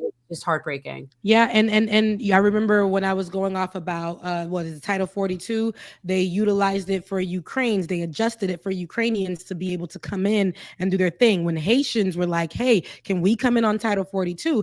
Even Joe Biden decided, hey, I don't think so. We're going to pull back because we're going to use it under the guise of coronavirus being spread into the country. But then when I'm like, there's a stark difference, because Ukrainians, what's the difference? Like they're coming from other countries. They're coming here. But the difference is one of the communities are white, one of the countries are white, and then one of the countries are Black. So and so you got to stick to your guns on that one. And I don't care. Like I said, and again, I don't give a damn. I don't care who it is. It's Trump or Joe Biden.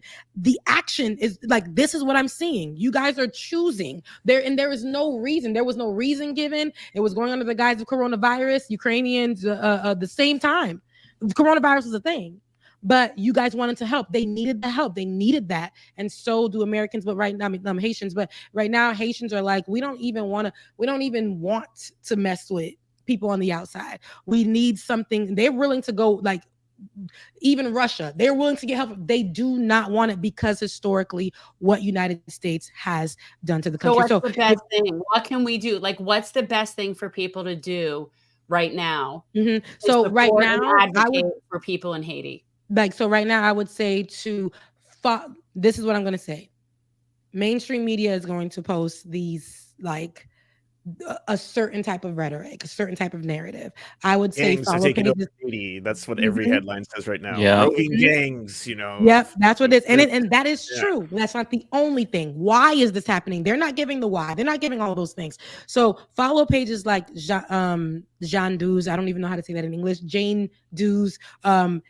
Faces of Haiti. Creole. It'll be like the death of me down here. I cannot. Haitian Times they're following it perfectly. They'll give you what exactly is happening. And I'm saying, if you can't give right now, nothing can really go into Haiti the way it's going. A lot of organizations cannot function right now the way it's going, because I'm going to tell you this. There are a lot of people Gangs are doing their thing, and gangs are being funded by governments that are connected to the US government. So how they're moving and stuff like that. This is not, I'm not making this up. This is not conspiracy. This is actually what is happening. You know, and they'll see American officials there. Nobody knows that they're there, but they're walking the streets. They're doing, this is what's going on there. And so, but there are a lot of Haitians who are like, we can't. So they're outside risking their life every day, fighting against these officials. They're at the airport. They're forcing officials out. They're trying to do this, but it's being viewed as almost like looting when we're outside and a black person has been killed at the hands of an officer. And what they're going to do is they're going to immediately going to looting and say, this is what black people are doing. This is, and not like, so this is a lot of what's going on, but like what I've been following is I love the Haitian Times. They got people on the ground who are covering the story, who are putting themselves in harm's way, who are witnessing people get unalived. All of this stuff is happening every day in Haiti. So follow Haitian Times so that you can see what's going on, know what's going on, properly educate yourselves and advise yourselves on what's going on. And I think that's what I'll ask you guys to do first. And as I get information that I can do. And as I connect to organizations, official organizations, like I did a couple of years ago, where I was collecting things to send into Haiti, where I knew it would get there. You have to know who you can trust. So right now, we're not there. We're not there. I'm not there. So I can't give you guys that right now. But y'all know I'm good for it. And when I do get that information, I will let y'all know. But right now, if you want to know what's going on properly, right? And you want to get to educate yourselves correctly on what's going on instead of just going with what mainstream media is dropping on y'all. Because right now, all of Haiti is not in that, but the city, that city where everything is, we don't even have a White House anymore. Right? We have no actual leadership. The person that was supposed to take over while Ariel Henry only has stepped down, Guy Philippe, he can't even go in and he can't qualify as a president. So they don't even want the people to have a word in what's going on, because they're saying that they're not qualified to have the citizens of Haiti, that we don't want to hear their voices, so they want outside voices. And I'm thinking, I know that's very problematic. That is problematic to me. As much as Haitians may have a hand in something that's going on, like we all do in our communities. This is the thing. People want to say, oh, it's Haitians, they just whatever. In everybody's community, everybody is a problem. Okay. So what we know now is that doesn't mean that we don't deserve help. That doesn't mean that we deserve to be stomped all over and viewed as whatever. We know historically they want to keep us down. I just hope, because what I'm seeing now is very stressful. These days have been super stressful for me. What I'm seeing now, what I'm knowing now is just like, almost like how, with the way in the state of Haiti right now, it's almost like if I tell you guys I can see the light at the end of the tunnel, I'll be lying to y'all. Is there any faction or any group? Like I'm gonna just go and do a ton of research on it, because like I feel like what would be the group of people that you're thinking? Is there any group of people there that has the interest of the people there and is trying to establish? Yes, there is, but they're not. Every time they're coming up to speak, they're being pushed down, because literally they will come up with a group of people. They have there are people, and this is what I want people to understand. There are people who are qualified in Haiti. There are people who have actual, they have actual ideas and policy that they want to put in place. However, because the powers that be, they are not going to allow it. They have no voice. They have nothing. They look at Haiti as a small country that just isn't worth it. It isn't worth it. And so that's what is going on. But like I said, educate yourselves on what's going on. Please check out the Haitian Times. If y'all want to know what's really going on, it's a great page. Check out Faces of Haiti. If y'all want to see more than just the issues that surround Haiti, please check it out. I fixed my camera, but please check that out. It's that's going to help you understand where Haiti is and what's actually going on. I'm posting the link to Haitian Times' Twitter in the chats for everyone to see. So There was an interview with a group called Black Alliance for Peace on Democracy Now! They were also quite good. They're trying to do work apparently in Haiti. I saw that in the chat as well. I saw someone mention that. I've heard of that. I think we had somebody on with Black Alliance for Peace. I think Margaret Kimberly is somehow affiliated with the Black Alliance for Peace in some capacity, because that sounds very familiar to me. Anyway. But listen, the people that are trying to right now take over Haiti, it includes France. And mind you, we gained our independence. We rebelled against France. That's how we got our independence. And we had to pay for that for life. So that tells you everything you need to know. Okay. So that's one of the groups that want to go ahead and take over, you know, and who told the world that we weren't worth nothing. And, you know, they're like, to me, Israel when it comes to Haitians fighting for their life. You know, France to me is similar to, because they have the power. They're well known. They have allies everywhere. People are afraid to go against France. And Haiti to everybody else is just a little community, a little country, a little island country in the Caribbean. Meanwhile, we're very powerful. We that's how we gained our independence. A lot of other people gained their independence because of Haiti. So, but what France gave the world is that we don't deserve. We are not, you know, we're just less than, and that's how the world continued to view us. Even other countries in the Caribbean continue to view us. So they don't care what happens with Haiti, but of course I'm one person and I'm biased because I am Haitian. I care what happens to Haiti and Haitians in my family.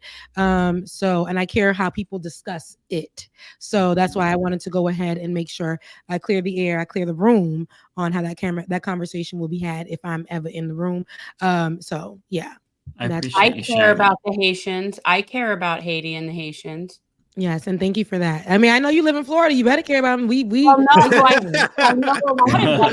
Half the time I don't know what they're saying, but I love them, and they probably talk about you, but it's all right. I know. I'm sure they do. Whatever. No, I actually we have quite a few like local representative leaders, state legislators that I am friends with that are Haitian. And so it is actually a very strong community down here. And yeah, no, I'm just joking. They don't try to talk about me. I don't think they probably do, but no, it's okay. But look, I'm a green guy. I do the best I can. You know what I'm saying? Yeah. But well, with that being said, it is 7:30. I'm not sure if you all wanted to get to super chat. Oh yes. 7:30 from me, 10:30 for. It's early for you. Everyone else. You got a lot of time to be up. I got sleep. I got work in the morning. Where are you now, Rebecca? Where are you? I am in outskirts of Atlanta, but I'm in Atlanta, Georgia. Yeah. I was up there for the Cop City weekend thing that they had back in November, and it was cool. So cool. There were so many different programs that they had at different places. It was really neat. Yeah. You guys have some issues there. You guys, girl, do we? Girl, look, I'm coming from Florida. New York wasn't so bad when I was there, but it was terrible. But it wasn't so bad. And then now coming to Georgia, I'm like, damn, I would just go right up to North Florida. That's how I feel like. That's where I am. So yeah, it's terrible. Yeah. Well, we're at the end of the show. Y'all, I ain't gonna hold y'all. I'm sorry I ran my mouth. But you know, I came late and took over. But yeah, if we want to read the super chats, y'all know I got about 2. We can do that, and I can leave y'all to it. Go to town. Yeah. Well, who's gonna pull them up? Well, actually, first, Jen, if you want to. Yeah, I'm going to do my spiel. I have to. Yes, do my I'm being like hounded by people on the text. So, guys, if you have any interest in supporting the campaign, we need all the help we can get. I am running as a Democrat. We addressed that in the very beginning. It's really strategy. It's not ideology. And I have 3 years plus of content on generational change with a J. So, guys, check that out. You can see like where I am on so many things over the past few years. But our campaign site is gen2024.org. And you can find us on social media at Gen for Congress 2024. And help is very greatly appreciated in all forms. And by all means, in kind things, anybody who has any interest in helping, we take all help. We're just trying to like Sisyphusian oust some sort of like snakehead and, You know, we have like a lot of theories about what this might change for South Florida. And it'll be like when the house lands on the witch and then the munchkins all come out and it just turns the color. Like that's sort of how bad it is down here right now. So if you guys want to help, we'd be very appreciative. Yes, ma'am. Yeah, well, thank you so much. We're gonna go into super chats. You Go are free ahead. to stay It as was long so as nice. you want. Thanks for you or guys. you can Nice to bounce. meet You don't have you. to. It was so nice to meet you, Rebecca. Bye, guys. Bye. Yeah, Take take care. It was great to have you on the show. Yeah, well, let's see here. I will go through. Rebecca, do you want me to do yours first? Yeah, you know, because I'm gonna slide. Listen, I know David ain't here, but at the same time, we out of here. Listen, I'm not here for a long time, but I'm here for a good time. Okay, let me see. Through. How do you can tell based on the little link thing, right, Matt? Yeah, but I can actually look in my chat and just go by that. Oh, okay. I'll pull it up if I see it then. Okay. Okay. JCast. I hope this was the first one. Let me see. No, it wasn't. So I'm missing one of them, but that's okay. Somebody sent me one earlier saying that they came into the chat to show me loves, and I don't see it right here, but I love you and I mean it. And thank you so much. But JCast, my grandmother turned 90 today. Please don't tell Mike though. I'm scared. Where is she? Shout out to your grandmother. I don't want Mike to go punch a lady in the face. Happy but shout birthday. out to grandmama Gumette turning 90. Happy birthday, spring baby. And then Smokey Rose, they wouldn't have been mad if it was Sid Sweeney. Not at all. Not at all. Mm-hmm. Omega Shinron Dragon. Did you add Shinron in there? Because I feel like it wasn't there before. Did everyone cover the death of Akira Toriyama? And does our esteemed guest know anything of Dragon Ball? Oh, does our esteemed guest know anything of Dragon Ball? What anime do any of you currently watch? Is Akira Toriyama the one that created Dragon Ball? Yes. Yeah, we talked about it a little bit in the super chats last time because it actually happened when we were reading through it. Mm-hmm. So yeah. I love Dragon Ball. Dragon Ball is probably, I don't know. So anything that looks like it, and that this could be terrible for me, but Dragon Ball, Sailor Moon, is that like Sailor Moon? Is that like Sailor Moon is anime? Okay. It is all right. I just want to say I had correct. to whisper it to y'all so y'all can give me. Yeah, I know. It's like yeah, like Nobody heard it Dragon because Ball you Z- whispered it to us. I have to, like everybody can hear it, but I gotta whisper it to y'all. But Sailor Moon and Dragon Ball Z were stuff that I watched growing up. I watched Dragon Ball Z because we couldn't catch replay. So after school, you had to watch it live when it came on, and it came on every day, every weekday. And if you missed it, you missed it. They would do a little recap in the beginning, but baby, if you missed it, you missed it. We couldn't record at that time. We didn't have the DVR, so we would leave school and we would go in front of the TV, wait for it to come on, and we would watch it. It's like a soap opera, but it was good. I have Dragon Ball Z t-shirts. My favorite person is Vegeta. So yeah, because we have the same hairline. So that little widow's peak real deep in the front. Yeah, I love Vegeta. So what's the next one? Pons Gambit. I'm born in DR, living in Miami, and find myself constantly arguing with people like my mom about the embarrassing treatment towards Haitian. Love you, B. I love you too. And I thank you for being somebody who is Dominican and is not being blind to what's happening. I have family members that live there. I have Dominican family members, and they have to live in almost like outside of regular living because of what's going on. So when I went there last, we had to be outside because they knew that we were Haitian. And a lot of the ones that were Haitian, they had to speak to us. Yeah, I was saying Sailor Moon to y'all. They had to whisper to us on the streets that they were Haitian in order for us to speak Creole to each other because they were afraid that they would lose their jobs or whatever the case may be. Again, Pons Gambit with another one. Haitians paid France for about 150 years for freedom. We sure did. And I think it was, what was that bank? Some bank came to because of the Citibank. Yes, right. Because of that. Came in, took some money, and they got Citibank because of that. That's why I don't even fuck with Citibank. Okay? So, so here we go. That name again from last Thursday. Tunbosun Oyenuga. Oyenuga. The Leftist Mafia episode 65, Becca's Hour. Sure was my 30 No, minutes. it was great. We needed to be educated on what was going on because all I've been hearing about it is Elon Musk running his mouth on it. So to hear it,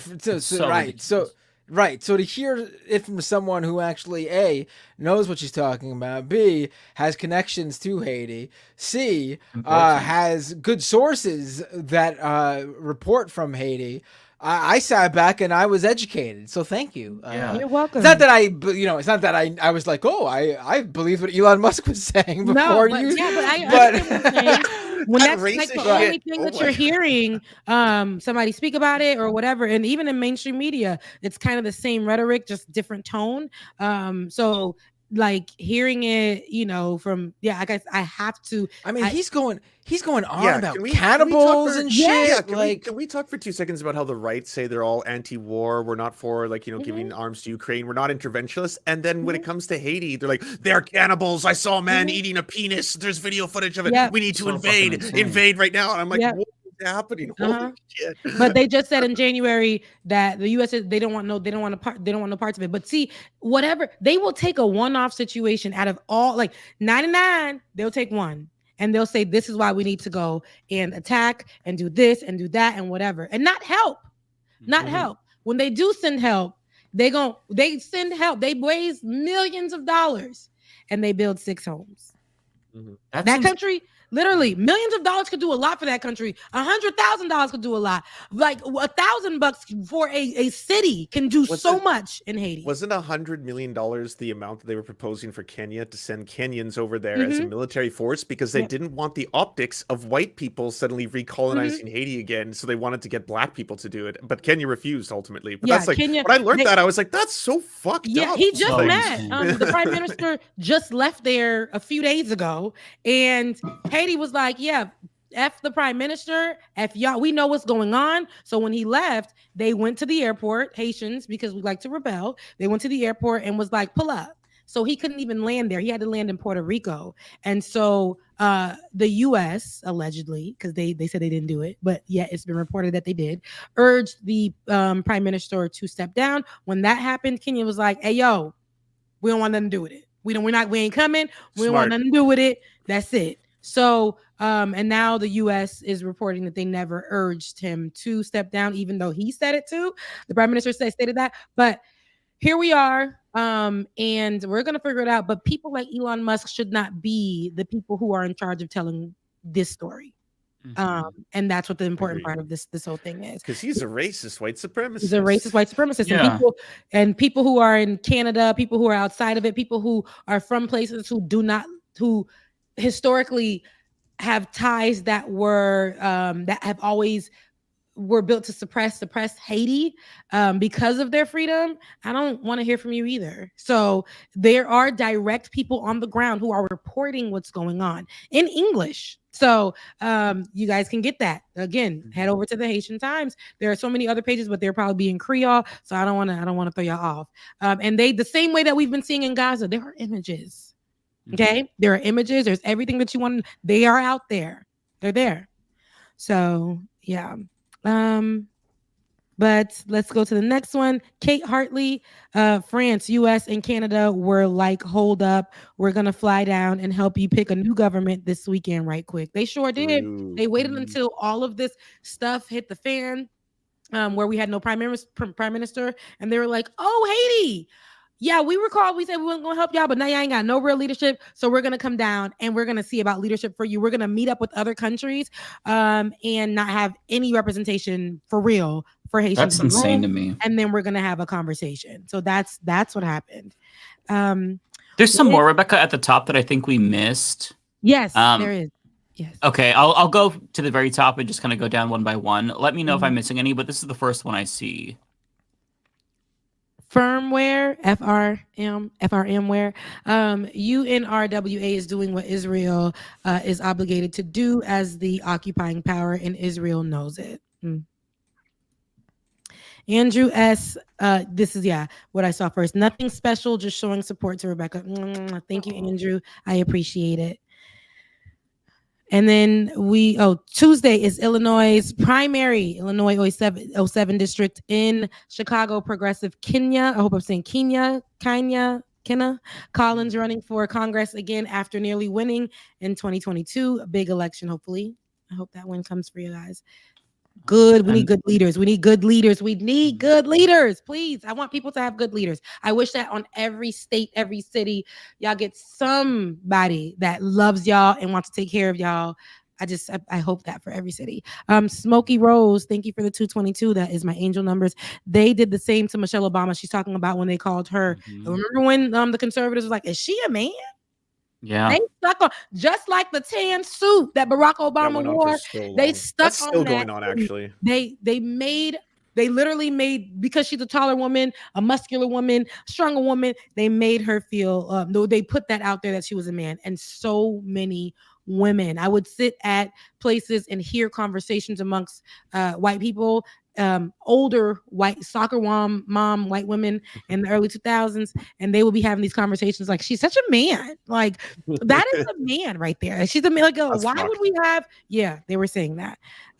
But the last one that I want to read is from Wiz Picks Tactics. The kidnapping of Ali Steed after being democratically elected twice was so effed up. Yes, and that's what I'm saying. There's a lot of craziness. And Ali Steed is the former president of Haiti years and years ago, over a decade ago. And yeah, there's a lot of controversy around a lot of our leadership because their connections with governments outside of Haiti. So Haitians, if they feel some kind of crazy stuff, they gonna oust your ass. They will. And that's just, it ain't always great. But this is something that happens in Haiti. So, but with that being said, y'all, I love you guys. Mean it. We love you. It was nice getting our Rebecca fix. We didn't see you last week. I know. Yeah. I was here last week. Was I here last week? No, I wasn't. Maybe I was. You were in the challenge. I think she was here. Last week? Oh no, it was the week before, but we couldn't really talk because it was the State of the Union. Tired, so I gave you guys nothing. Right. So yeah, it wasn't a regular show last week. It wasn't regular Rebecca. So, but you know, here I am, and I will see you guys next Thursday. You guys have a good 15 more hours of your rest of the show. And I love you guys. Mean it. See you guys. We love you. Take care. I do have to say the number of super chats right now are lower than usual. So if anyone wants us to stay around for 5 hours, you better start letting super chats. You know what? I am fine with a quick show. Getting off of here. Yeah. Lance, do you have any you want to? I'll read some super chats. I got some small and some cute ones and some very personal ones. No, there's actually not a lot of text, so I could do this quickly. Abscondage, thank you very much for the $5. Joe needs to make a big splashy play to win the election, and giving Israel a real ultimatum and following up on it could be the one. If he was willing to do that, I don't see anything outside of some language being used every now and then, but I haven't seen anything.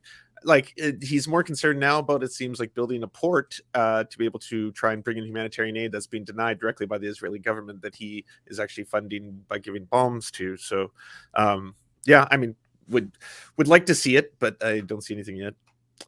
Andrew S., thank you so much for being a member, and also thank you so much for the very generous 5 gifted Surf Times membership. And then JCast with the $5. Here you go, Lance. Take David's sick pay, and as I said in chat, that's the most valuable cash of all. You send me David Dole's monies, it's extra valuable. And also, Aussie Call Me Plant Lady and Faye Molly, thank you so much for subbing. But I'm going to stick around for a little while, so I'll hang out. All right, nice. And read chats. Okay, so what I'm going to do is I'm just going to read them all, assuming they're for David Dole too, Matt, and then stop. And I'll let you know when I see something. Yeah, I just pull up mine so I see. That's probably the easiest way to do it. All right. Okay, hang on. Let me get my windows in order here. Okay. First one here. This is actually from me, from American Wasp. Substitute Biden Harris with Newsom Whitmer, please. I'll take that. I'll take Harris at the top of the ticket and Biden being demoted. I just really worry about his chances. That's how desperate I am, where I'm like yearning for Kamala. Like, hey, Hive, let's go. What are we doing? Right. And let's put if you're gonna float Newsom Whitmer, let's put Whitmer at the top of the ticket. Yeah. I would agree with that too, for sure. The bars in hell. This one's for me. Charlie DeGenemer with a member super chat. Chuck Schumer apparently calling for Israel regime change rather bluntly was not something I expected. Right, like I mentioned earlier, listen, obviously as of right now in the United States, every single politician that has said something in terms of like, the Chuck Schumers and the Joe Bidens, etc., it's all just been talk. They have the power to actually do something, but it's just been talk. Mm-hmm. However, the what they are saying in recent weeks, but no, the recent past week has been a stark change to the usual rhetoric. Still, obviously, much more is needed, but it does seem like the cracks are there. It's chipping away. The activism, the overt actions of Israel, it's all coming to a head, and they're starting to realize that they might at least need to change course here. Slightly. Yeah, just to be clear though, he wasn't calling for regime change.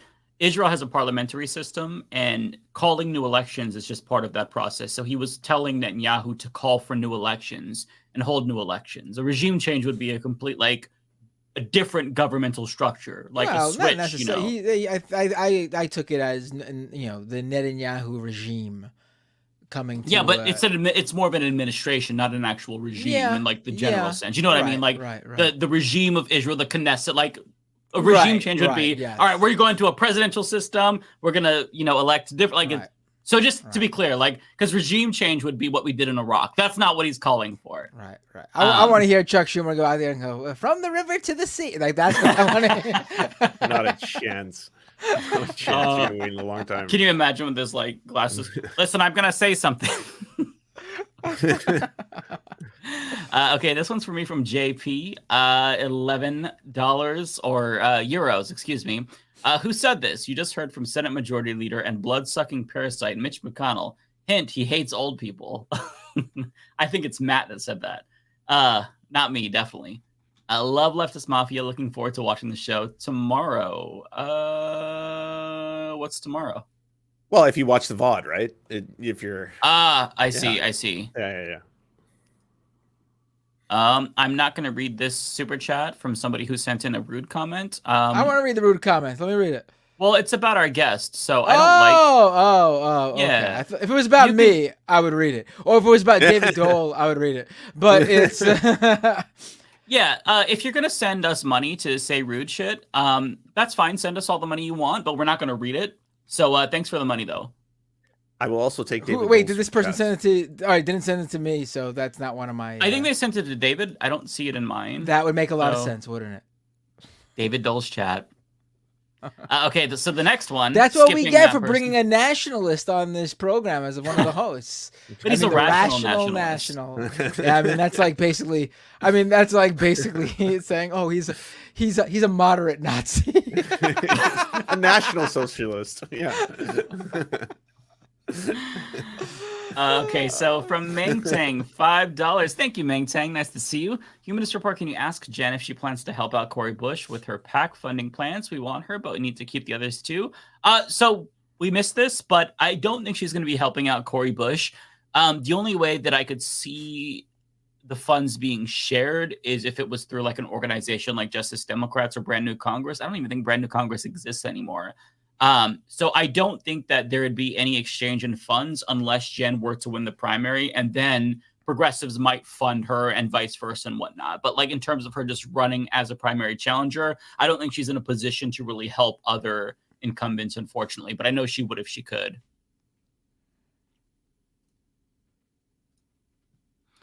Okay, so this is from Donald James. It's a member super chat.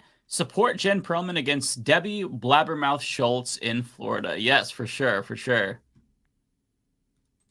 Mariano Rivera with a super chat. No state has reached communism yet. China doesn't claim to have reached that stage, but their ultra rich aren't permitted to influence the government like ours. I mean, I guess you hedged there with like ours at the end, but you better be sure that they are, taking part in the government in some ways. Let's see here.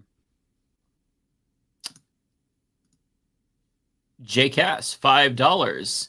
If potatoes are vegetables and tomatoes are fruits, doesn't that make French fries with ketchup technically a salad? Oh, that one's I missed it. My bad, JCass. But by that logic, yeah, right? Let me read it again. Hold on. If potatoes are vegetables and tomatoes are fruits, doesn't that make French fries with ketchup technically a salad? Yeah.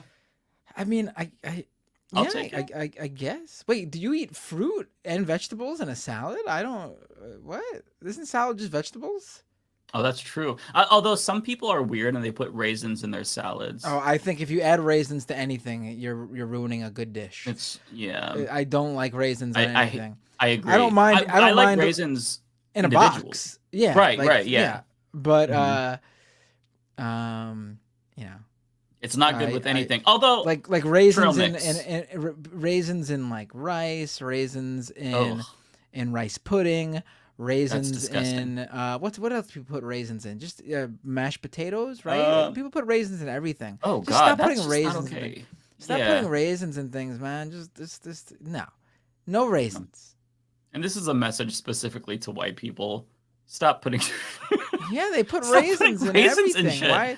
Just stop. I don't understand why they do that. Yeah, don't do it. Don't do it. It's not okay. Raisins in bagels? No raisins.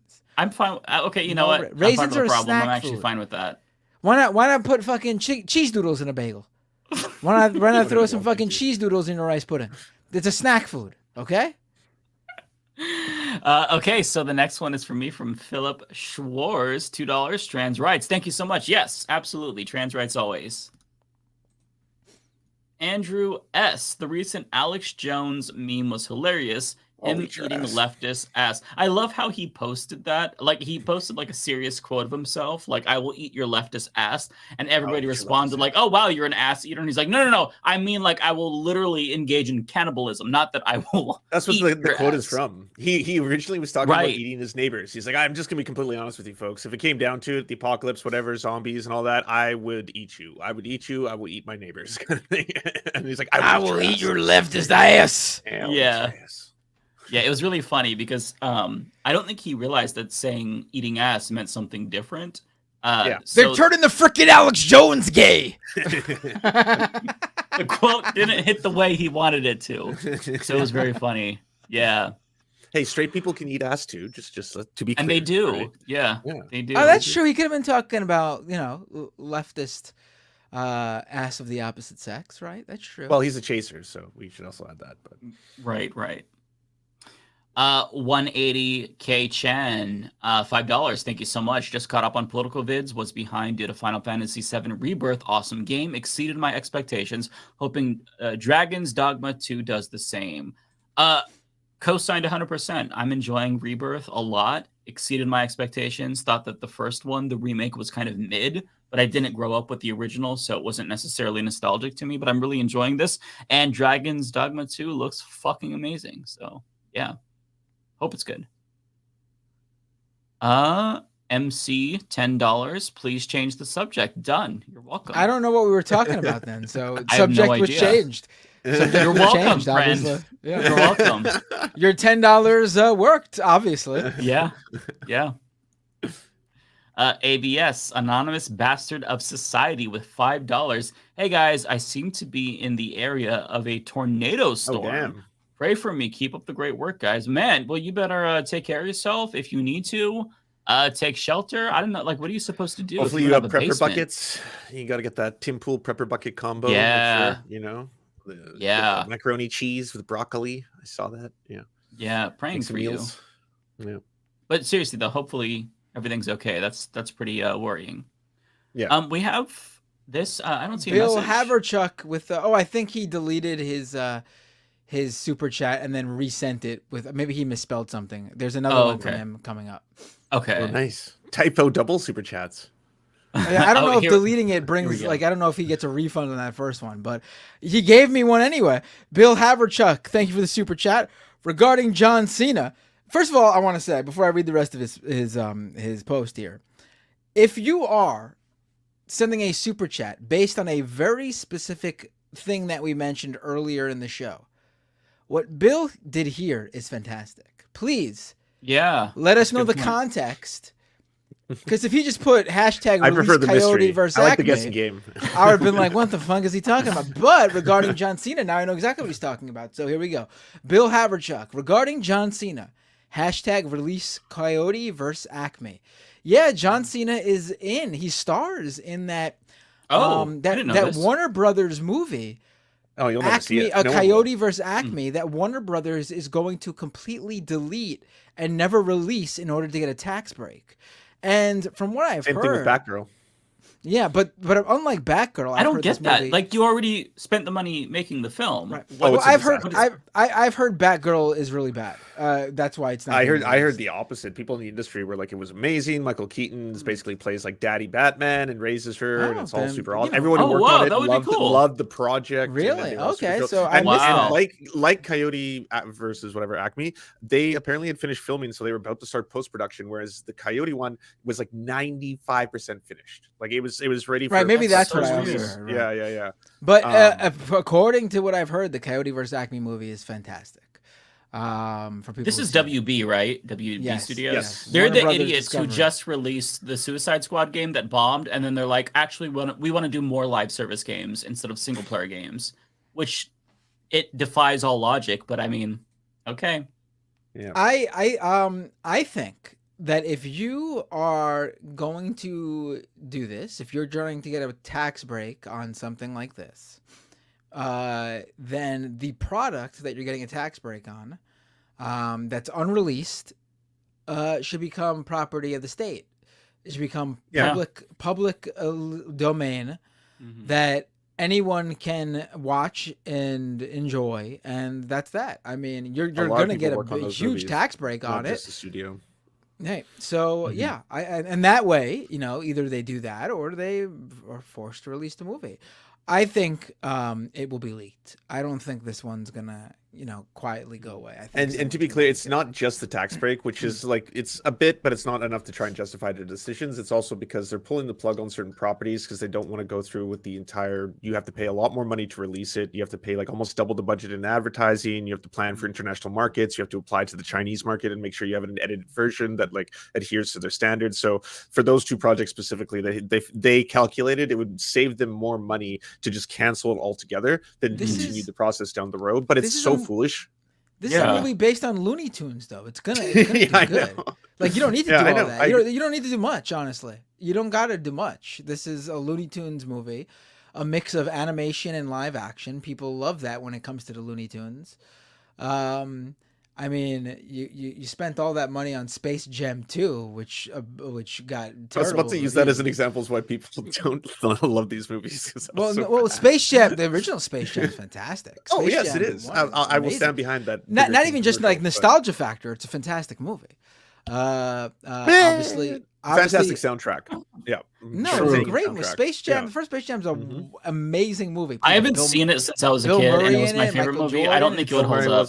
It's true. It's a great movie. Who Framed Roger Rabbit? Amazing movie.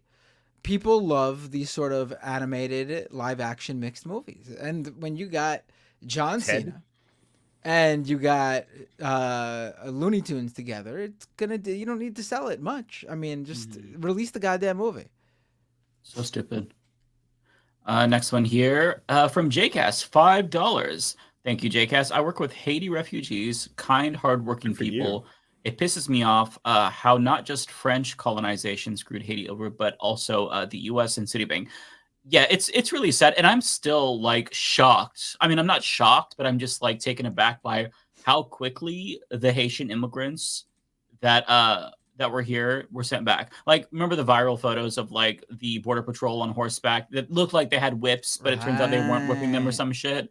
They were deported so fucking fast. That was like one of the first major Biden policies, with regard to immigration, where he did that. That was him, and so.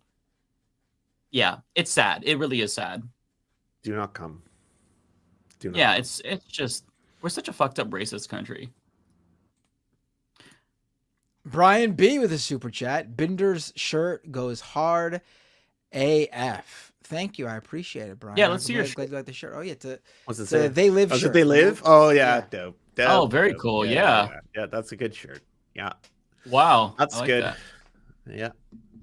Nice. It's a great movie, one of my all-time faves, and you got Roddy Piper in there. I mean, it's the greatest fight scene in cinematic history is in that movie. It hits all the Matt Binder check marks on the list. It's where wrestling, comes from. horror, sci-fi, a good political message. Very good political message. You got it all. The fight scene, it's a Matt Binder All out of bubble gum. All the great one-liners, yeah. Okay, I'm skipping the next one because they are talking shit. And this person, Joshua, who sent this, you've been put in timeout twice. You're going to get permanently banned if you continue to talk shit about one of our hosts. So you're on thin ice. Watch it. I don't care if you're sending us money. Mike is throwing Shut down your the hammer. dumb mouth and stop being stupid. Okay, you're actually like pissing me off. Every single time you got some dumbass shit talking shit about one of our hosts that I'm not going to tolerate. Every single time. No, I'm not going to say who because I don't want to single anyone out. Bender's like, I want it. Give me the hate. Yeah, if it's about me, I want it. No, it's just one of our hosts. Yeah, and not going to tolerate that. So fuck off or be permanently banned or do better. But you get one last chance. So just FYI. Talk shit about me, please. That if you need to talk shit about somebody, do it to me. Yeah, he gets off on it. Actually, you might be feeding a kink. You might be. Yeah. So we have one for Rebecca. I'll eat that ass.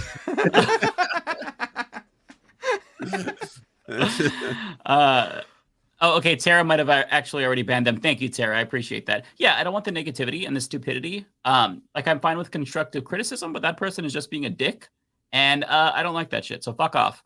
Okay, 0PE. This one is for Rebecca. Let me read this really quick. Thank you for further discussing Haiti, Rebecca, and thank you, Lance, for mentioning Black Alliance for Peace. My pleasure. I saw them on Democracy Now. They sounded pretty noble, to be completely honest with you. I'm gonna have to check in their cause. Yeah. Okay, and then we have this one. I don't think this is for Rebecca, but let me read this. It's directed at her. Thank you, Rebecca, for sharing your Haitian experience. From Kathy Willott, $20. Thank you, Kathy. And then this one is for me, from Raven McQueen Live, $1.99. Trans Lives Matter. Thank you. Yes, of course. Brian B with a super chat. I think I'm becoming more of an anarchist the farther left radicalized I get. I can't look at the U.S. government and not be completely disgusted anymore.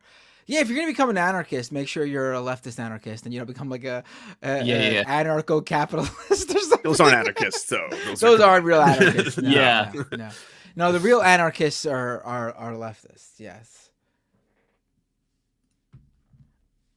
All right, I think the rest, with the exception of one, are for you. So I'm just gonna, or the next three at least are for you. So, all right, Ryan Lennon fan with a membership super chat, member for 8 months. Thank you, Ryan. President change in Israel does nothing as it does in every U.S. client state. There's another genocidal capitalist to fill the void, waiting in line like a dog. I mean, yeah, in Israel especially, you see the rhetoric coming out of pretty much every single politician in Israel. I mean, it's not going to change much of anything. In fact, if it'll give the U.S. politicians here the ability to be like, oh, it's look, Netanyahu's not in charge anymore. Everything over there is hunky dory. We could support them again. But it is. I do think it's still. Interesting decision for them to get like this now. It does show that they're feeling the heat. Yeah. Cold Dog with a super chat. Do you think a legal case can be made against Chaya Raichik, aka Libs of TikTok? I'm worried about how close she is to Trump. Also, much love, y'all. I don't think so. Honestly, I would say, depending on who you are and where you are, if you are a public figure who lives in Canada, we recently passed legislation that you can actually sue someone for forms of hate speech. So that might be something to pursue or look into. I mean, but I can't believe at this for point. Anything. Right. Yeah. Well, I question mean, is, do you have we're a talking case? defamation or libel or slander, that kind of stuff, right? In the case of Chaya, there's got to be a lot of people where she has intentionally and maliciously lied that they are pedophiles or groomers, and that's affected their own workplace or their own standard of living or their quality of life. You might have a case there. I'm not a lawyer. Consult a lawyer. Nothing I say is legal advice, but I'm just saying I think there has been enough people that she's directly tried to imply that they're a pedophile. That can be life ruining. Like that can your the future employers might find your name when you Google you, and a Libs TikTok archived tweet is still up there, if she deletes it, like she does to a lot of the people she accuses. And I will say that probably you would have, if there is a legal chance anywhere, that is probably more likely than what I think most people think of when they think of legal action against her. And that is like for the bomb threats and things like that directed at school. Oh, right. She's got too much plausible deniability. Yes. Right. She has too many layers or degrees removed from what we know. Like if it comes out that she is much more active, she's been in mass shooter facilitating manifestos. That's yeah, bad. but you can't. But you I know can't, she. You can't. Yeah, it's not. People. That's not the same thing. I mean, was it Chaya Raichik or was it fucking Andy No? Was it Andy No or was it Matt Walsh? Was it Matt Walsh? Was it Christopher Rufo? Was it Christopher Rufo? Like any one of their fans could have been the person who's like, I'm taking guns to the trade show. It's not even that. You like unless she or any of these guys specifically directed them to do something. Just talking about a topic that, But are you not inciting violence if you say this place is filled with pedophiles and they are molesting or mutilating kids, and then people take up arms as a result of you saying that? That lie, by the way, because that's what is leading to the children's hospitals getting the calls. I think it depends whether she implies that something needs to be done about it. She says they're coming for your kids in some of the posts. I think. Listen, I'm not defending her. I'm just talking about. No, I know. We're just talking about the legal. There's especially in the U.S. and trust me, it's much safer to be here than in the UK. You could fucking get sued for anything. You see all these people apologizing to J.K. Rowling. In the UK, when I saw that. It's like ridiculous. Trust me, the one You're good right thing, to deny the Holocaust. Right, the one good thing one of the things you could be proud to be actually be proud to be American about is that our laws protecting speech are really good, and they do work in our favor 99% of the time. So I will say this though, like even though defamation is very, very difficult to prove, as Lance was kind of alluding to, there are some instances that I think that person has a good case. For example, Next Benedict's teacher. So Chaya Raichik shared a TikTok of him where he's saying, if your parents don't accept you, fuck them, I'm your parent now. And she called him a groomer. And then that led to so much harassment. He also said he was fired for grooming. Like that means he was fired for having or trying to coerce a kid into a sexual relationship. Now that could, if that could be a case because she's the one who started that malicious, libel. And his life was ruined. Like he lost his job, and it actually did affect him. He or she might have a case. Any sort of implication though that she could be legally held responsible for, the death of that student though is, I think, I don't think she can be legally held responsible for that. Right. You could certainly sick. You could Did you certainly see her doing a victory lap over the fact that she's like, people owe me an apology, and I was like, an apology? Is this somehow better in your eyes that someone committed suicide as opposed to they were literally beaten to death? I don't get the spiking the football over this. This is the same, literally the same thing. Honestly, the original thing was that what's the student's Next, right? Next Benedict. Yeah. Next Benedict. The original claim was Next Benedict was attacked and later passed away based on the assault from other students.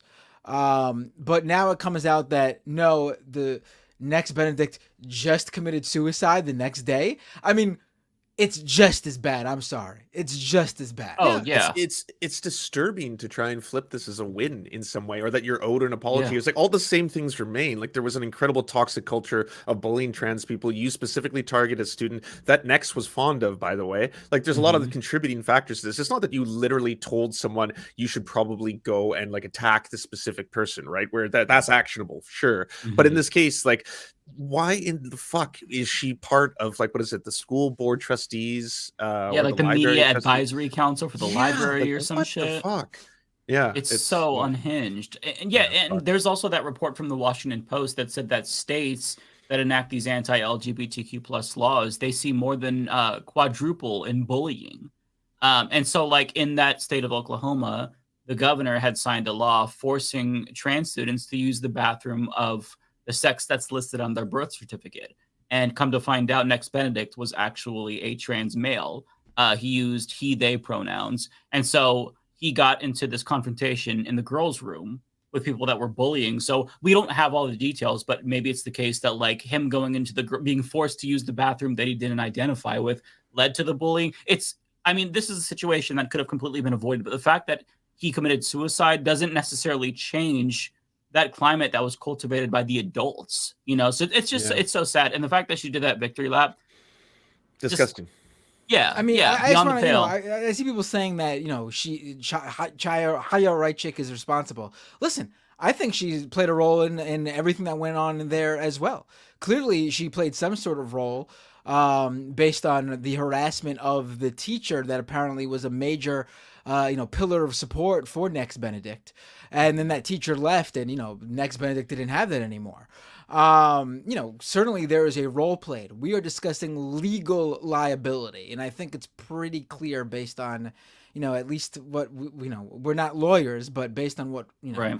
I've read on and understand, I don't see a legal case to be made. Maybe there's a lawyer that knows the law way more, obviously intricately than I, and they do see a legal avenue there.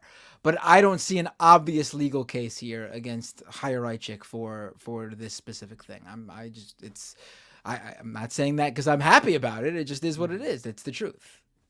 But yeah, there's gonna come a time where she's gonna get caught like with a lesbian or something. Like I feel like the universe is gonna pay it back. Maybe that's cope, but I feel like it's already starting. Like she got into a huge spat with Ron DeSantis, who called her a grifter and a liar. I have a video. That was a good let them fight. Yeah. Yeah. So I mean, she is very clearly losing a lot of people. Like it's like she lost her backing from the Babylon Bee, which there seems like there was drama surrounding that too. Like they were not happy with what they were getting decision out of the money they gave her. You know what I mean? Like they were paying her, from what I understand, there was some good arrangement in her favor, and they would publicly, like the Babylon Bee guys would publicly call her out on Twitter for not creating enough content or something.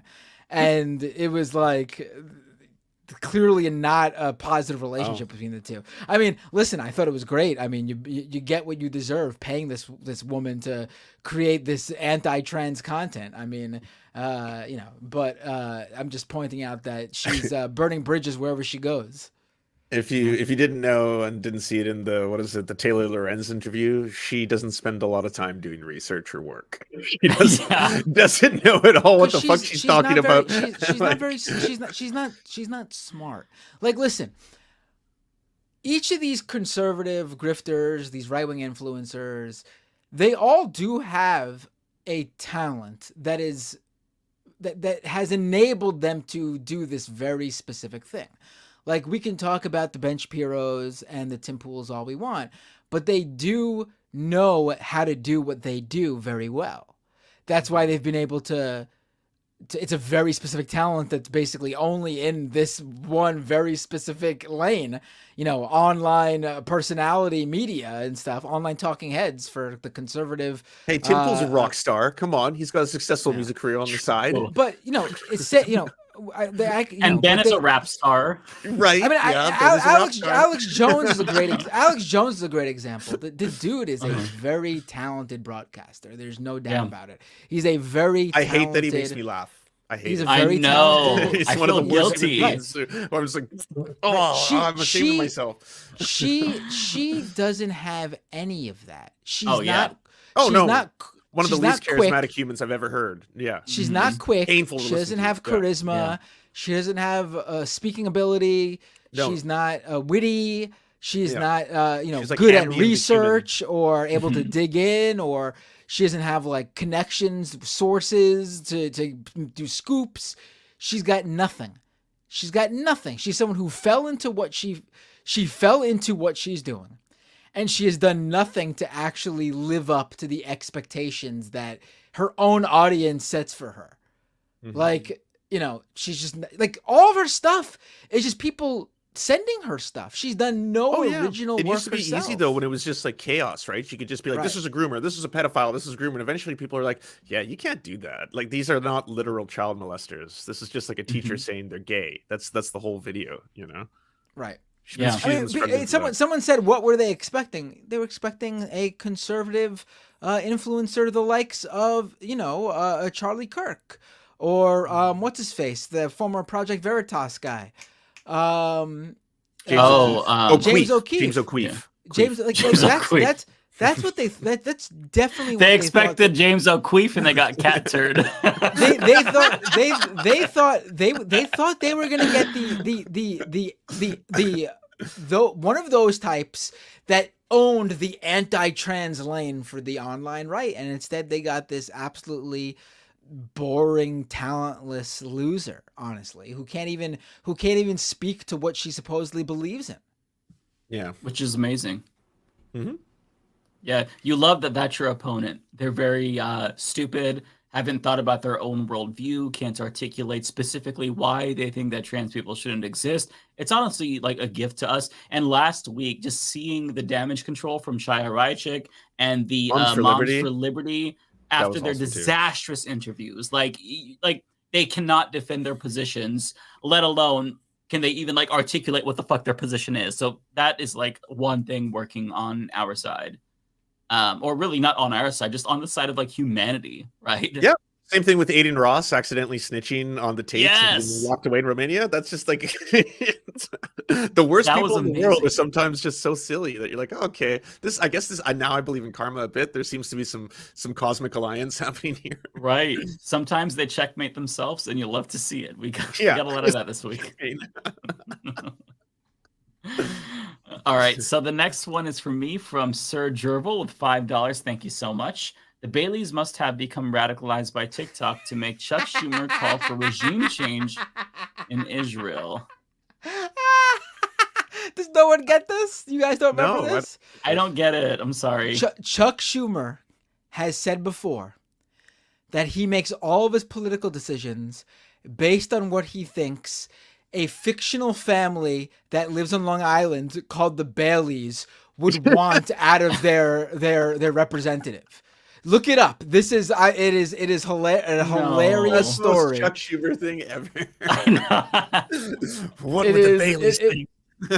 It is really one of the, and he has like very specific details too, about what of his imaginary friends. That's not good. Oh, Chuck. All right. So here it is. This is from the New Yorker magazine in 2007. For you guys to know how deep I am in this world. Yeah, 2007. Damn. 2007. Yes. Schumer says that he's accompanied everywhere he goes by two imaginary middle-class friends who advise him on all middle-class concerns. Their names, until recently, were Joe and Eileen O'Reilly. For the book's sake, we wanted them to be more national, Schumer said, so they became the Baileys. The Baileys live in Massapequa in Nassau County, that's Long Island, a town that is invariably known on Long Island as Matzo Pizza. The Baileys are both 45 years old. Joe works for an insurance company. Eileen is a part-time employee at a doctor's office. They worry about terrorism and about values. And they are patriots. Wait for it. This is how specific he gets on imaginary constituents. Joe takes off his cap and sings along with the national anthem before the occasional Islanders game, Schumer wrote. He elaborated. They're not ideologues. They're worried about property taxes. It's the tax they hate. That's what Democrats don't get. He has also drafted the Baileys in defending the CIA's human intelligence program. Had Joe and Eileen been in the room after the human intelligence screw up, they would not have indulged in the blame game, gutted the human intelligence program, or weakened America. The Baileys, Schumer said, sometimes dine out. Not often, though, because of the cost. And they like Chinese, which raised the question, what would the Baileys eat if they were here at Hunan Dynasty, I guess that was the restaurant they were talking to Schumer at the time, the more conventional stuff Schumer said, but they're with it. This is so wait, it continues. They're with it? I mean, they're not with it. Schumer looked at a plate of steamed chicken and vegetables and said they wouldn't order that. They would order Kung Pao chicken. Oh my.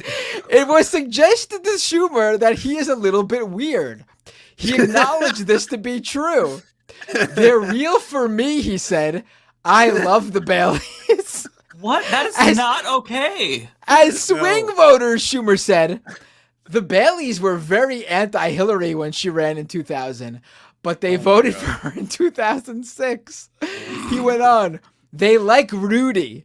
It depends on how he plays it. If Rudy continues to adhere to the right-wing Republican line, just cutting taxes for the wealthy, he won't get their vote. I'm guessing the Baileys aren't Rudy fans anymore. It turns out, Schumer said, as he ate an almond cookie, that there are some actual Baileys in Massapequa, and he once met a couple of them. Mrs. Bailey was a kind woman, very nice, a nice lady, but the actual Mr. Bailey was a Republican. Even worse, Schumer said, he had a goatee. Joe Bailey would never have a goatee, Schumer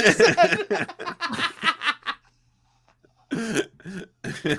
That is the weirdest shit I have ever heard in my entire life. Yeah, this man should not be near power. No. Sir Jervil, thank you for that deep cut. It seems like only you and I got this right off the bat. I didn't. Wow. That is a deep cut. I wonder if Mrs. Bailey pegs Mr. Bailey. Like, does he really get real deep into the lore with it? Like, I'm curious. See, it helps to have an elder millennial here on your broadcast, you know? It helps to... All right, so the next one here is for you. Tun Boson with a super chat. $10 super chat. Thank you, Tun Boson. Shooting on the A train at Hoyt Schermerhorn. The story behind this kind of wild. The police precinct is built within the station, so cops should already been on this. Yes, I heard about this. The videos are, wild. There was a fight on the A train between two guys. One of their girlfriends or their friend that was a woman was with them. So guy A starts the fight. Guy B's woman friend stabs guy A in the back or something. And then guy A pulls out a gun on the train. Guy B and guy A start fighting. Guy B somehow gets guy A's gun and shoots guy A, the guy who originally introduced the gun. This is all happening on the train. There are videos of people screaming, crying, laying down on the floor so they don't get shot.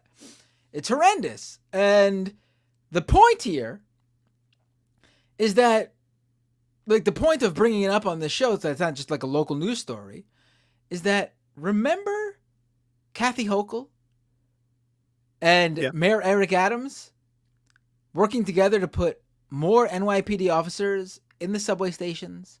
National Guard. Sending the National Guard into the subway stations. Gotta check those bags.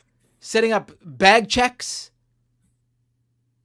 And then on top of that, this is a station, like Tom Boson said, that literally has a precinct built into the station. Like, they're right there. And they didn't stop. The security theater didn't stop it. I mean, cops do not prevent crime. I'm sorry, they just don't. That's because they've been defunded, Matt. Yeah, true. They've been defunded.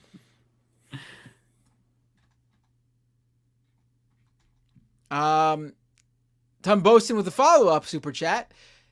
In the end, police are just a reactive force, and adding more does nothing to remedy root causes. Yes, I mean they just don't. I mean, if you're actually going to spend money on police, like, it should be to, but they don't care about this sort of stuff, to be to solve actual cases that actually already happened, things like that, the go through the backlog of, there shouldn't be a backlog, for example, of rape cases. If you're going to actually spend money on police, have them actually do things that police can actually do. Like the very few things they can do, they could solve, but that's not a priority. They don't prevent crime. They just do not. They do not prevent crime. Putting more cops on the streets does not do anything to prevent crime. It just doesn't. It just doesn't. In fact, it heightens tensions in communities where this happens. Mm-hmm. Next 3. And it results in more innocent or unarmed people's deaths, honestly. That's what you get. Tony Rizzo with a membership super chat. Insert context-free comment here. Ooh, Tony. Doing the opposite of what I recommended. Wanda with a super chat. Great show as always. I even kind of miss David trying to end the show early. He will never succeed. He will never succeed. He's welcome to leave early. He's welcome to leave early, but he will never succeed in shutting us down early. Unless he presses the end stream button and then you have no choice. I will restart the stream. Remote. Looney Tunes 9000 with a super chat. Very relevant username with the super chat message. I agree that WB needs to get the Coyote film out. Shocked here, Looney Tunes 9000. Agree with that. This one's for me. Critical plug, $5. Thank you. This one is from Matt Binder. When are you and Fantano going to do an emo tier list? That would be amazing. That would be amazing. I would love to do that with Fantano. We could do a folk punk list, maybe. Could do just straight up punk list, a hardcore list. Could do a bunch of different lists, but I think the emo one probably be the most mainstream available one. I would do it. You should reach out. You gotta bring Fantano on. He's the one with the bigger he's the one with the huge platform. I'd feel weird going up to him and being like, "Hey, Fantano, have me on," But if he invited me on, I'd be honored. Follow up. I don't like asking people with large platforms because it seems like I'm trying to, clout chase. I feel unless they specifically did something that made them a story to have them on my show to talk about what they did or the story they broke or whatever. I wouldn't just reach out to someone and be like, have me on your show. But you know what? Maybe I need to do that because I get emails all the time from people pitching me to have them on my show. And I don't look at them negatively. It's just part of the business. But I would feel, like I said, I'm really bad at self-promoting. It's probably hurt my career throughout the entirety of me doing this. But I really feel dirty self-promoting. I can't help. I gotta get over it eventually. Mm-hmm. Maybe soon. Maybe when I'm 40. Critical plug with a super chat for me. I could have just sent you this to you directly, but what are some of your favorite emo bands? Oh, you're gonna have to wait for the Fantano tier list for that one, my friend. Simple Plan, baby. Oh boy. No. All right. Chris Corcoran, $5. Thank you so much. Matt Walsh is just as boring as Chaya. Also wouldn't be shocked if he has skeletons in his closet or more specifically in his case, his hard drive. Yeah, so the thing about Matt Walsh is that I think that, his delivery is more monotone, but there is a level of intelligence there that allows him to get out a point and get the talking points out. He's a quick talker. He's got... Yeah. He's not fun. Like, we don't find him funny, but he's got a wit to him that appeals to the conservative base. I see the appeal of Matt Walsh to that audience. He can hold an audience. He also speaks to crowds. Chaya would never be able to do. Like, imagine Chaya talking to like a college crowd that's like booing her and heckling her. She wouldn't be able to do that. And that's like, I don't know that I could do that. It's not necessarily, a fault to her. A lot of people can't. It takes a lot to hold an audience. There's specific strengths you've got to work to. Her strength is just like sharing videos of teachers that she calls pedophiles, and that's it. You know what I mean? Right. I mean, yeah. Listen, I get what you say. Like Matt Walsh is very he's got a monotonous voice, very monotone. Yeah, he's pretty dry. Him and Chaya are the two most boring people. He's not appealing to me. Like that's why they're both so horrible, because they're so boring. That's why they have to go so much harder than everyone else and be like, this is child mutilation and all this kind of stuff.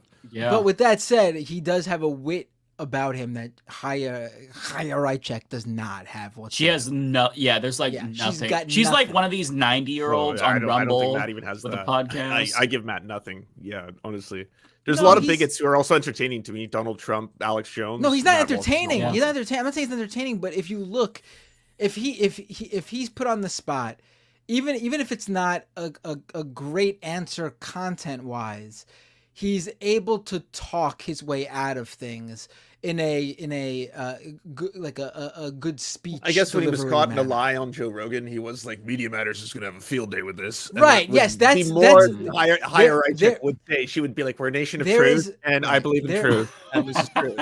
Right. So, there's a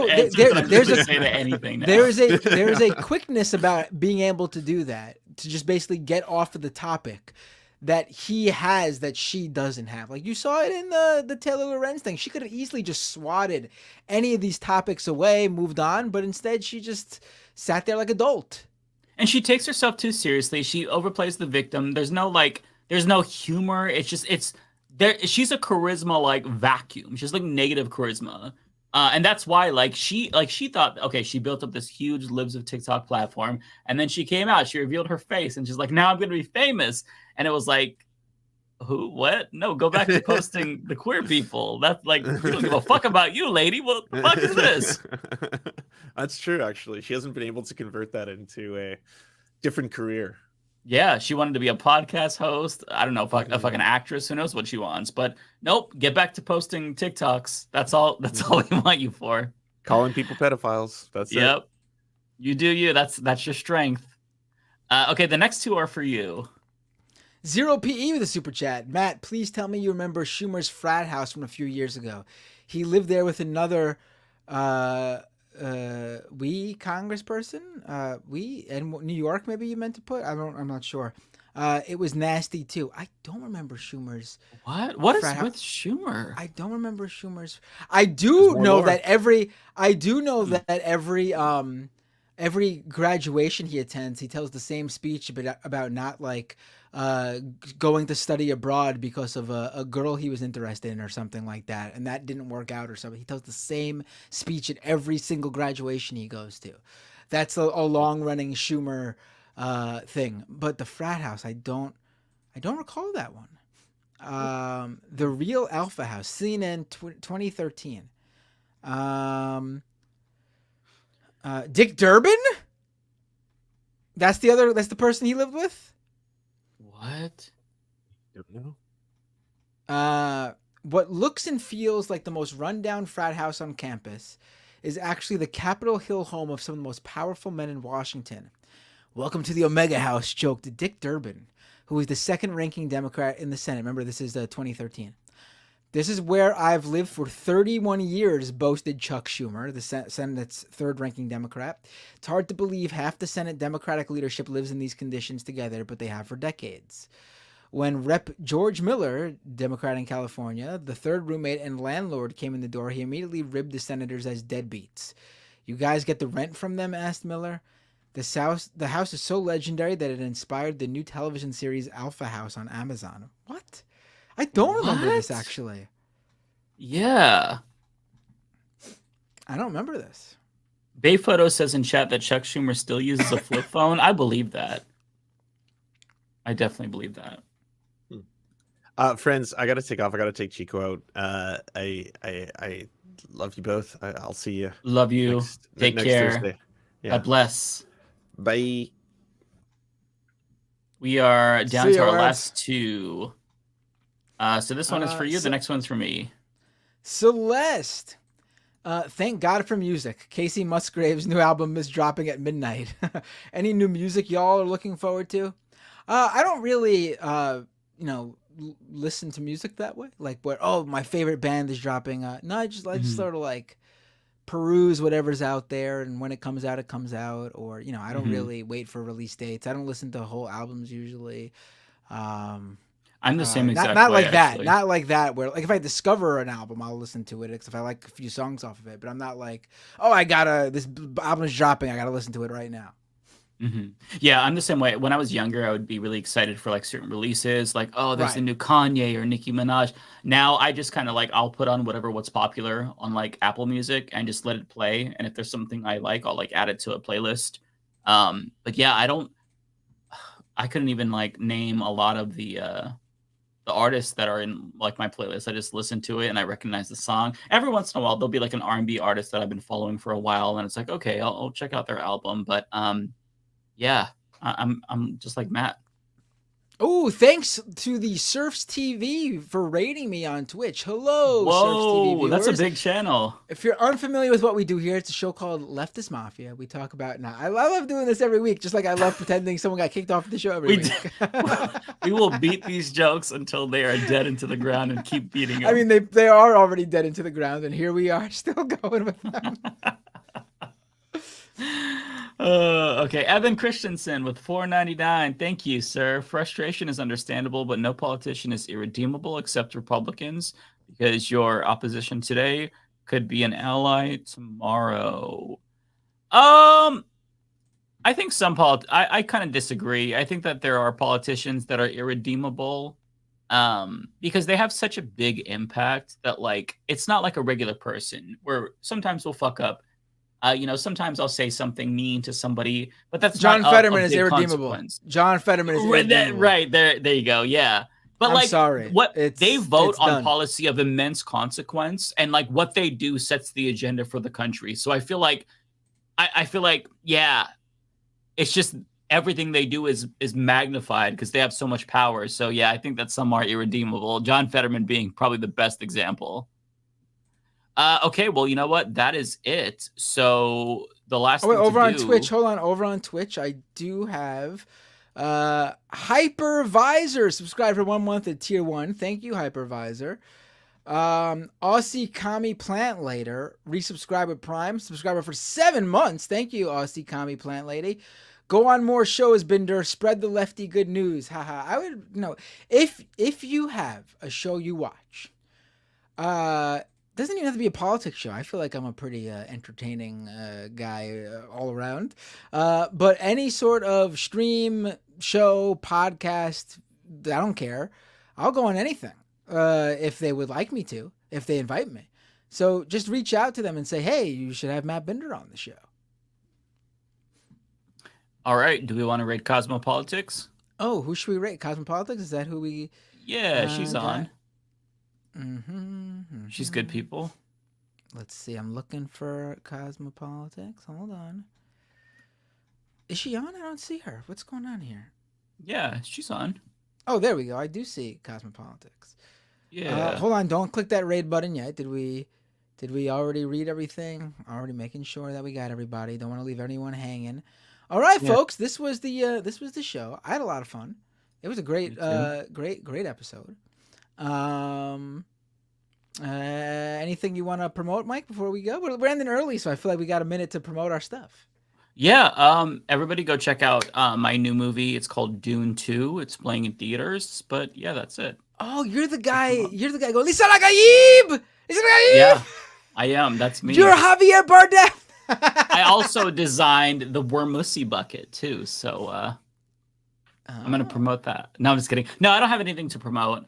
But yeah, everybody just watch the videos and always hit the like button, hit that fucking bell. I play Shah-Hulud in the movie. Do you really? I play Shah-Hulud, yeah. Okay. Yeah. I play Zendaya's character actually. I don't know the Chani. Okay. Chani. How did you I need to watch the first one so I could see the second one. I saw the first one, but it's been a while, so I want to watch it first. But yeah, that's the goal. I play Batista's character, as you can tell from our very similar body types. You do have the same physique now that you mention it. Me and Batista are basically one and the same. You say Binder, I say Batista. Batista, Binder. Let's call the whole thing. All right, folks. I just rated Cosmopolitics because I had it set up. And Otto did it after a while. Let me do it right now. All right, folks. Yeah. Oh, youtube.com/MattBinder. Subscribe to me there. Twitch.tv/MattBinder. Follow me there. Patreon.com/MattBinder if you would like to. And we will see you all next week. Let me hold on. Take care, everyone. Wait. Don't shut it off yet. I gotta do the raid. Don't stop it yet. Hold on. I won't. 8, 7, 6, 5, 4, 3, 2, 1. All right, hold on. I'm pressing raid now. Cool.